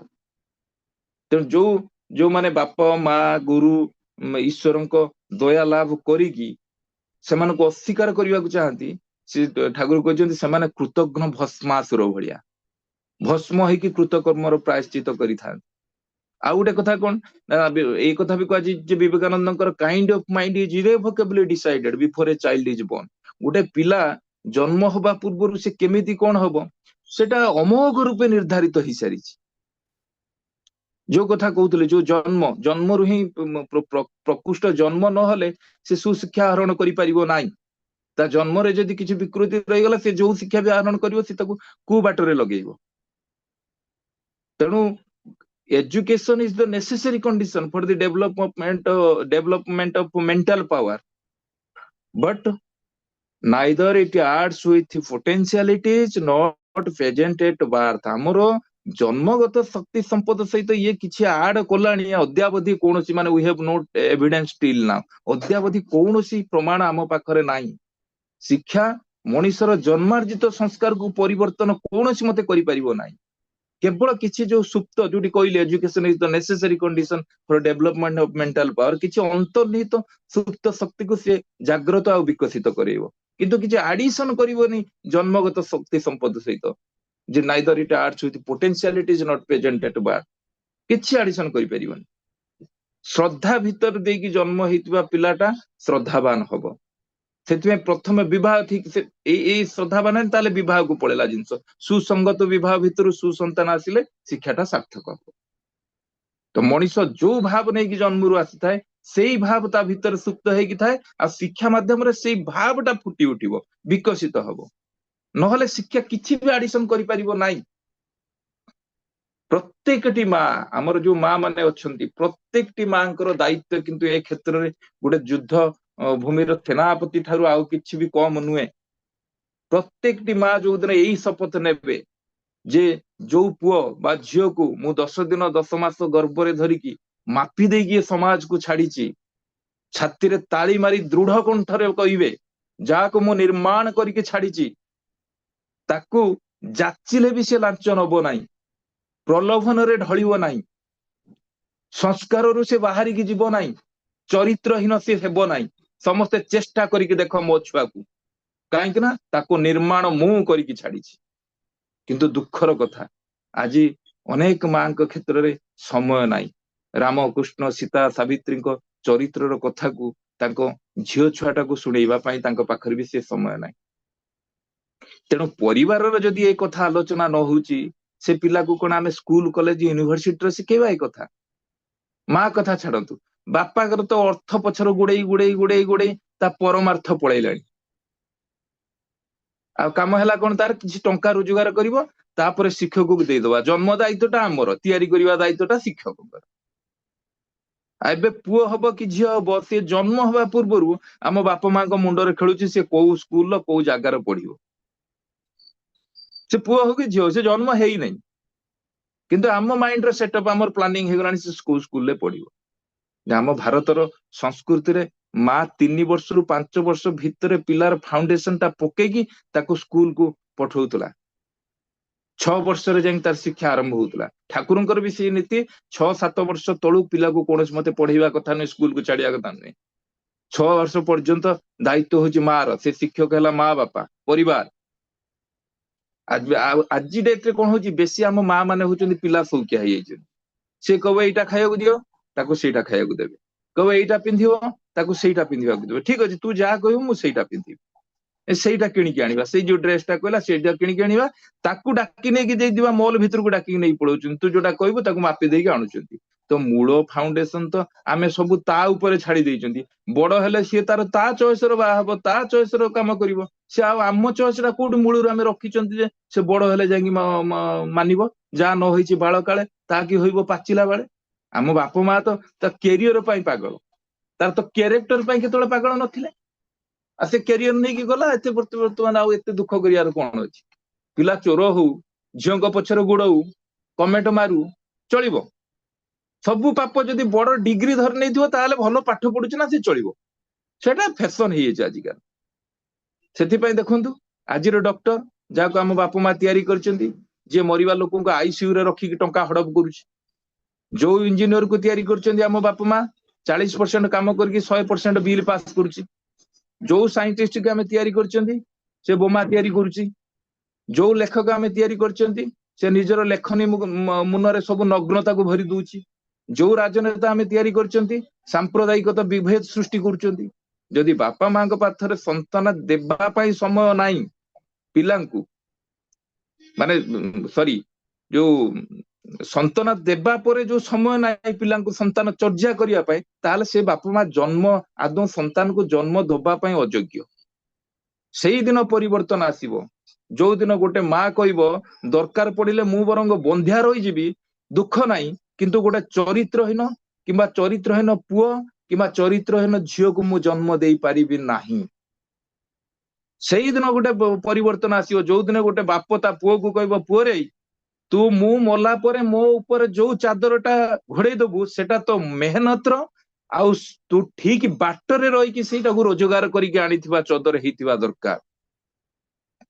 ସେଇଦିନ ଶିକ୍ଷାର ପରିବର୍ତ୍ତନ ଆସିବ, ଯୋଉଦିନ ଗୋଟେ ଭଉଣୀ ତା ଭାଇ କି କହିବ, ମୁଁ ତୋ ହାତର ଯୋଉ ରାକ୍ଷୀଟା ବାନ୍ଧି ଦଉଛି, ସେ ରାକ୍ଷୀଟା କାହାକୁ କମେଣ୍ଟ ମାରିବା ପାଇଁ କି ନୁହେଁ, କାହାର ଇଜ୍ଜତ ଲୋଟିବା ପାଇଁ ନୁହେଁ, ବରଂ କାହା ଇଜ୍ଜତକୁ ବଞ୍ଚେଇବା ପାଇଁ ହିଁ ଉଠିବା ଦରକାର ସେ ହାତ। ରେବତୀ ମୋହନ ବିଶ୍ୱାସଙ୍କ କଥା ଆପଣ ମାନେ ସମସ୍ତେ ଜାଣିଥିବେ। ଗୋଟେ ଭାଷଣ ଦଉଛନ୍ତି, ଶ୍ରୀ ଠାକୁର ଅନୁକୂଳ ଚନ୍ଦ୍ର ହଉଛନ୍ତି ସବୁ କିଛିର ସମାଧାନୀ ପୁରୁଷ। ତାଙ୍କୁ ଧରିଲେ ସବୁ କିଛି ସମାଧାନ ହେଇଯାଏ। ଗୋଟେ ମାଟେ, ଡାକ୍ତରୀ ମାଟେ ସେଠି ଥିଲା, ଆସିକି ସମସ୍ତେ ପଳେଇଲେଣି, କହିଲେ ଦାଦା ଆପଣ କେତେ ବଡ କଥା କହିଦେଲେ, ଆପଣ ସବୁ କିଛିର ସମାଧାନ ଠାକୁର ଅନୁକୂଳ ଚନ୍ଦ୍ରଙ୍କୁ ଧରିଲେ ହେଇଯିବ? କହିଲେ ଆଜ୍ଞା ମା। କହିଲେ ଆପଣ ମୋର ଗୋଟେ ସମାଧାନ କରନ୍ତୁ। କହିଲେ ଆପଣ ଆଗେ ଦୀକ୍ଷା ନିଅନ୍ତୁ, ତାପରେ ପ୍ରଶ୍ନ ପଚାରିବେ। ଦୀକ୍ଷା ନେଲେ ମା, ତାପରେ କହିଲେ ଏବେ ପ୍ରଶ୍ନ ପଚାରିବେ? କହିଲେ ନା, ଇଷ୍ଟଭୂତି କରନ୍ତୁ। ମାସେ ଇଷ୍ଟଭୂତି କରିକି ଆସିକି ପଚାରିବେ। ମାସେ ଇଷ୍ଟଭୂତି କରିକି ଆସିଲେ, ତାପରେ ମା ଆସିକି ପଚାରିଲେ, ଦାଦା ଏବେ ପଚାରିବି? କହିଲେ ପଚାରନ୍ତୁ। କହିଲେ ମୋର ଗୋଟେ 20 ବର୍ଷର ପୁଅ, ମୋ ସ୍ୱାମୀ ଡାକ୍ତର, ମୁଁ ଡାକ୍ତର, ତାକୁ ଆମେ କୌଣସି ମାନେ ସଂସ୍କାର ଦବାରେ, ତାକୁ ଆମେ ପଇସା ପତ୍ର ଦବାରେ, ପାଠ ପଢେଇବାରେ କୌଣସିଥିରେ ଭୁଲ କରିନୁ, କିନ୍ତୁ ସିଏ ଖାଲି ଝିଅଙ୍କ ପଛରେ ଗୋଡଉଛି, ଝିଅଙ୍କ ମେଳର ପଇସା ଉଡଉଛି, ହୋଟେଲ ଆଟେଣ୍ଡ କରିବ, ପାର୍ଟି ଆଟେଣ୍ଡ କରିବ, ଗୋଟେ ନୁହେଁ 3-3ଟା ଝିଅଙ୍କୁ ନେଇକି ଯାଉଛି, ସବୁବେଳେ ତା ନାଁର ସ୍କାଣ୍ଡାଲ ଏଇ ଝିଅଙ୍କୁ ନେଇ। ଏଟା କାରଣ କଣ? ଆଉ କେମିତି ୟାର ମାନେ ସଂଶୋଧନ ହେଇପାରିବ? ତାଙ୍କୁ ରେବତୀଦା ପଚାରିଦେଲେ ମା ଆପଣଙ୍କ ପାରିବାରିକ ଶିକ୍ଷାଟା କେମିତି ଥିଲା ଯେତେବେଳେ ପିଲାଟାକୁ ଆଣିଲେ ଆପଣଙ୍କ ଭାବଭୂମିଟା କେମିତି ଥିଲା ମା କହିଲେ ମୋ ସ୍ୱାମୀ ଡକ୍ଟର ତାଙ୍କର ଆଉ ଗୋଟେ ଡକ୍ଟର ସହିତ ନା ନର୍ସ ସହିତ ଆଫେୟାର୍ସ ଥିଲା ଏଟାକୁ ମୁଁ ଯେତେବେଳେ ଜାଣିଲି ସେତେବେଳେ ମୋର ତାଙ୍କର ସବୁବେଳେ ଫାଇଟିଂ ହୁଏ ସେଇ ସମୟ ଦେଇକି ପିଲାଟାକୁ ଆମେ ଆଣିଛୁ ତାପରେ ମୁଁ ତ ଡକ୍ଟର ସିଏ ତ ଡକ୍ଟର ଆମ ପାଖରେ ଟାଇମ ନାହିଁ ଆମେ ସେ ଆୟା ପାଖରେ ଛାଡି ଦେଇ ଯାଉ ସିଏ ତାକୁ ଯେମିତି ଗଢିଛି ସେଇ ହିସାବରେ ଗଢିଲା ହେଲେ ଆପଣ ଆଉ ସଂସ୍କାର କୋଉଠି ଦେଇଛନ୍ତି ଯେ ଏ କଥା ପଚାରୁଛନ୍ତି ତଥାପି ତାକୁ ଦୀକ୍ଷା ଦିଅନ୍ତୁ ପରମ ପିତାଙ୍କର ଯଦି ଦୟା ଥାଏ କାଳେ ସେ ଚେଞ୍ଜ ହେଇଯାଇପାରେ କାରଣ କୁହାଯାଏ ଯୋଉ କଥା କହୁଥିଲି ଯେ କାଇଣ୍ଡ ଅଫ ମାଇଣ୍ଡ ସେଟା ଇରେଭୋକେବଲି ଡିସାଇଡେଡ ହେଇଯାଇଛି ପିଲା ଜନ୍ମ ହବା ପୂର୍ବରୁ ସେ କି ଅମୋଘ ରୂପେ ନିର୍ଦ୍ଧାରିତ ହେଇଯାଇଛି ତାକୁ ଏଜୁକେସନ କିଛି ଆଡିସନ କରିପାରିବନି ତଥାପି ଠାକୁର ମାନେ କାହାକୁ ନିରାଶ କରିନାହାନ୍ତି ନାନ୍ଧ୍ୟାନ ପରାୟଣ ହେଇକି ସତ୍ସଙ୍ଗର ଯଦି ଆଶ୍ରୟ ସେ ନେଇଗଲା ନା ତା ଭିତରେ ଅନନ୍ତ ସମ୍ଭାବନା ଅଛି ଭଲ ସମ୍ଭାବନା ସବୁ ଖରାପ ସମ୍ଭାବନା ଆମ ଭିତରେ ରହିବ କିନ୍ତୁ ଗୋଟେ ଖରାପ ଜୀବାଣୁ ଯଦି ସେ କୌଣସି ପୋଷଣ ନ ପାଇବ ସେ ସୁପ୍ତ ହେଇଯିବ ତା ଭିତରେ ସେ ଆକ୍ଟିଭ ରହିବନି ତେଣୁ ଅନେକ ସମ୍ଭାବନା ତା ଭିତରେ ଅଛି ଭଲ ସମ୍ଭାବନା ଗୁଡାକ ପ୍ରୋମିନେଣ୍ଟ ରହିବ ଯଦି ସେ ଲାଗିକି ରହି ଇଷ୍ଟଙ୍କ ସହିତ ତେଣୁ ସନ୍ତାନ ଖାଲି ଜନ୍ମ ଦେଇଥିବା ବାପା ମାଙ୍କର ନୁହେଁ ସନ୍ତାନଟା ହଉଛି ରାଷ୍ଟ୍ରର ସମାଜର ଜଣେ ଡାକ୍ତର ସିଏ ବାପା ମାଙ୍କର ନା ଲୋକଙ୍କର ବାପା ମା ତାକୁ ଡକ୍ଟର କରିଛନ୍ତି କେବଳ କଣ ବାପା ମାଙ୍କ ସେବା କରିବ କି ସେ ସମାଜର ରାଷ୍ଟ୍ରର ଜଣେ ବୈଜ୍ଞାନିକ ସେ ପରିବାରର ନା ରାଷ୍ଟ୍ରର ଏପିଜେ ଅବଦୁଲ କାଲାମ ସେ ବାପା ମାଙ୍କ ନାଁ କେତେ ଜଣ ଜାଣିଛନ୍ତି ତା ବାପା ମାଙ୍କ ନାଁ ତାକୁ ମିସାଇଲ ମ୍ୟାନ ବୋଲିକି ସମସ୍ତେ ଜାଣିଛନ୍ତି ଯାହାକୁ ପଚାରିବେ କାହାକୁ ପଚାରନ୍ତୁ ଏପିଜେ ଅବଦୁଲ କାଲାମ ବାପା ମା କିଏ କହିଦବ ସେ ହଉଛି ରାଷ୍ଟ୍ରର ତେଣୁ ନିଜର ସନ୍ତାନକୁ ଏମିତି ତିଆରି କରନ୍ତୁ ରାଷ୍ଟ୍ରର ସନ୍ତାନ ନାମରେ ସେ ଯେମିତି ପରିବେଶିତ ହବ ରାଷ୍ଟ୍ର ପୂଜାର ଅର୍ଘ୍ୟ ସିଏ ହବ ଗର୍ବରେ ସେ ବାପା ମାଙ୍କର ଛାତି ଫୁଲି ଉଠିବ ସେ କହିବେ ମୁଁ ଏମିତି ସନ୍ତାନକୁ ସମାଜକୁ ରାଷ୍ଟ୍ରକୁ ମାନେ ଉପହାର ସ୍ୱରୂପ ଦେଇଛି ମୋ ଛାତି ଫୁଲି ଉଠୁଛି ଯୋଉଦିନେ ପ୍ରତ୍ୟେକ ବାପା ମାଙ୍କ ଭିତରେ ଏଇଭଳି ଗୋଟେ ଭାବନା ସୃଷ୍ଟି ହବ ସେଇଦିନ ଯାଇକି ଭଲ ସନ୍ତାନ ହବ ତେଣୁ ଏଇ ଯୋଉ ଆଦର୍ଶ ଶିକ୍ଷାର ଯୋଉ ଭିତ୍ତିଭୂମି ପରିବାର ଠାକୁରଙ୍କର ଯୋଉ ବୈପ୍ଳବିକ ଚିନ୍ତାଧାରା ଇଏ ହିଁ ସେଇ ଜାଗାରେ ହିଁ ପରିପୂର୍ଣ୍ଣତା ଲାଭ କରିବ ଜୟ ଗୁରୁ ଜୟ ଗୁରୁ जय गुरु जय गुरु जय गुरु बहुत बहुत धन्यवाद श्री सुधांशु शेखर साहू जय जग सत्संग विहार आरडी भद्रक इतनी सुंदर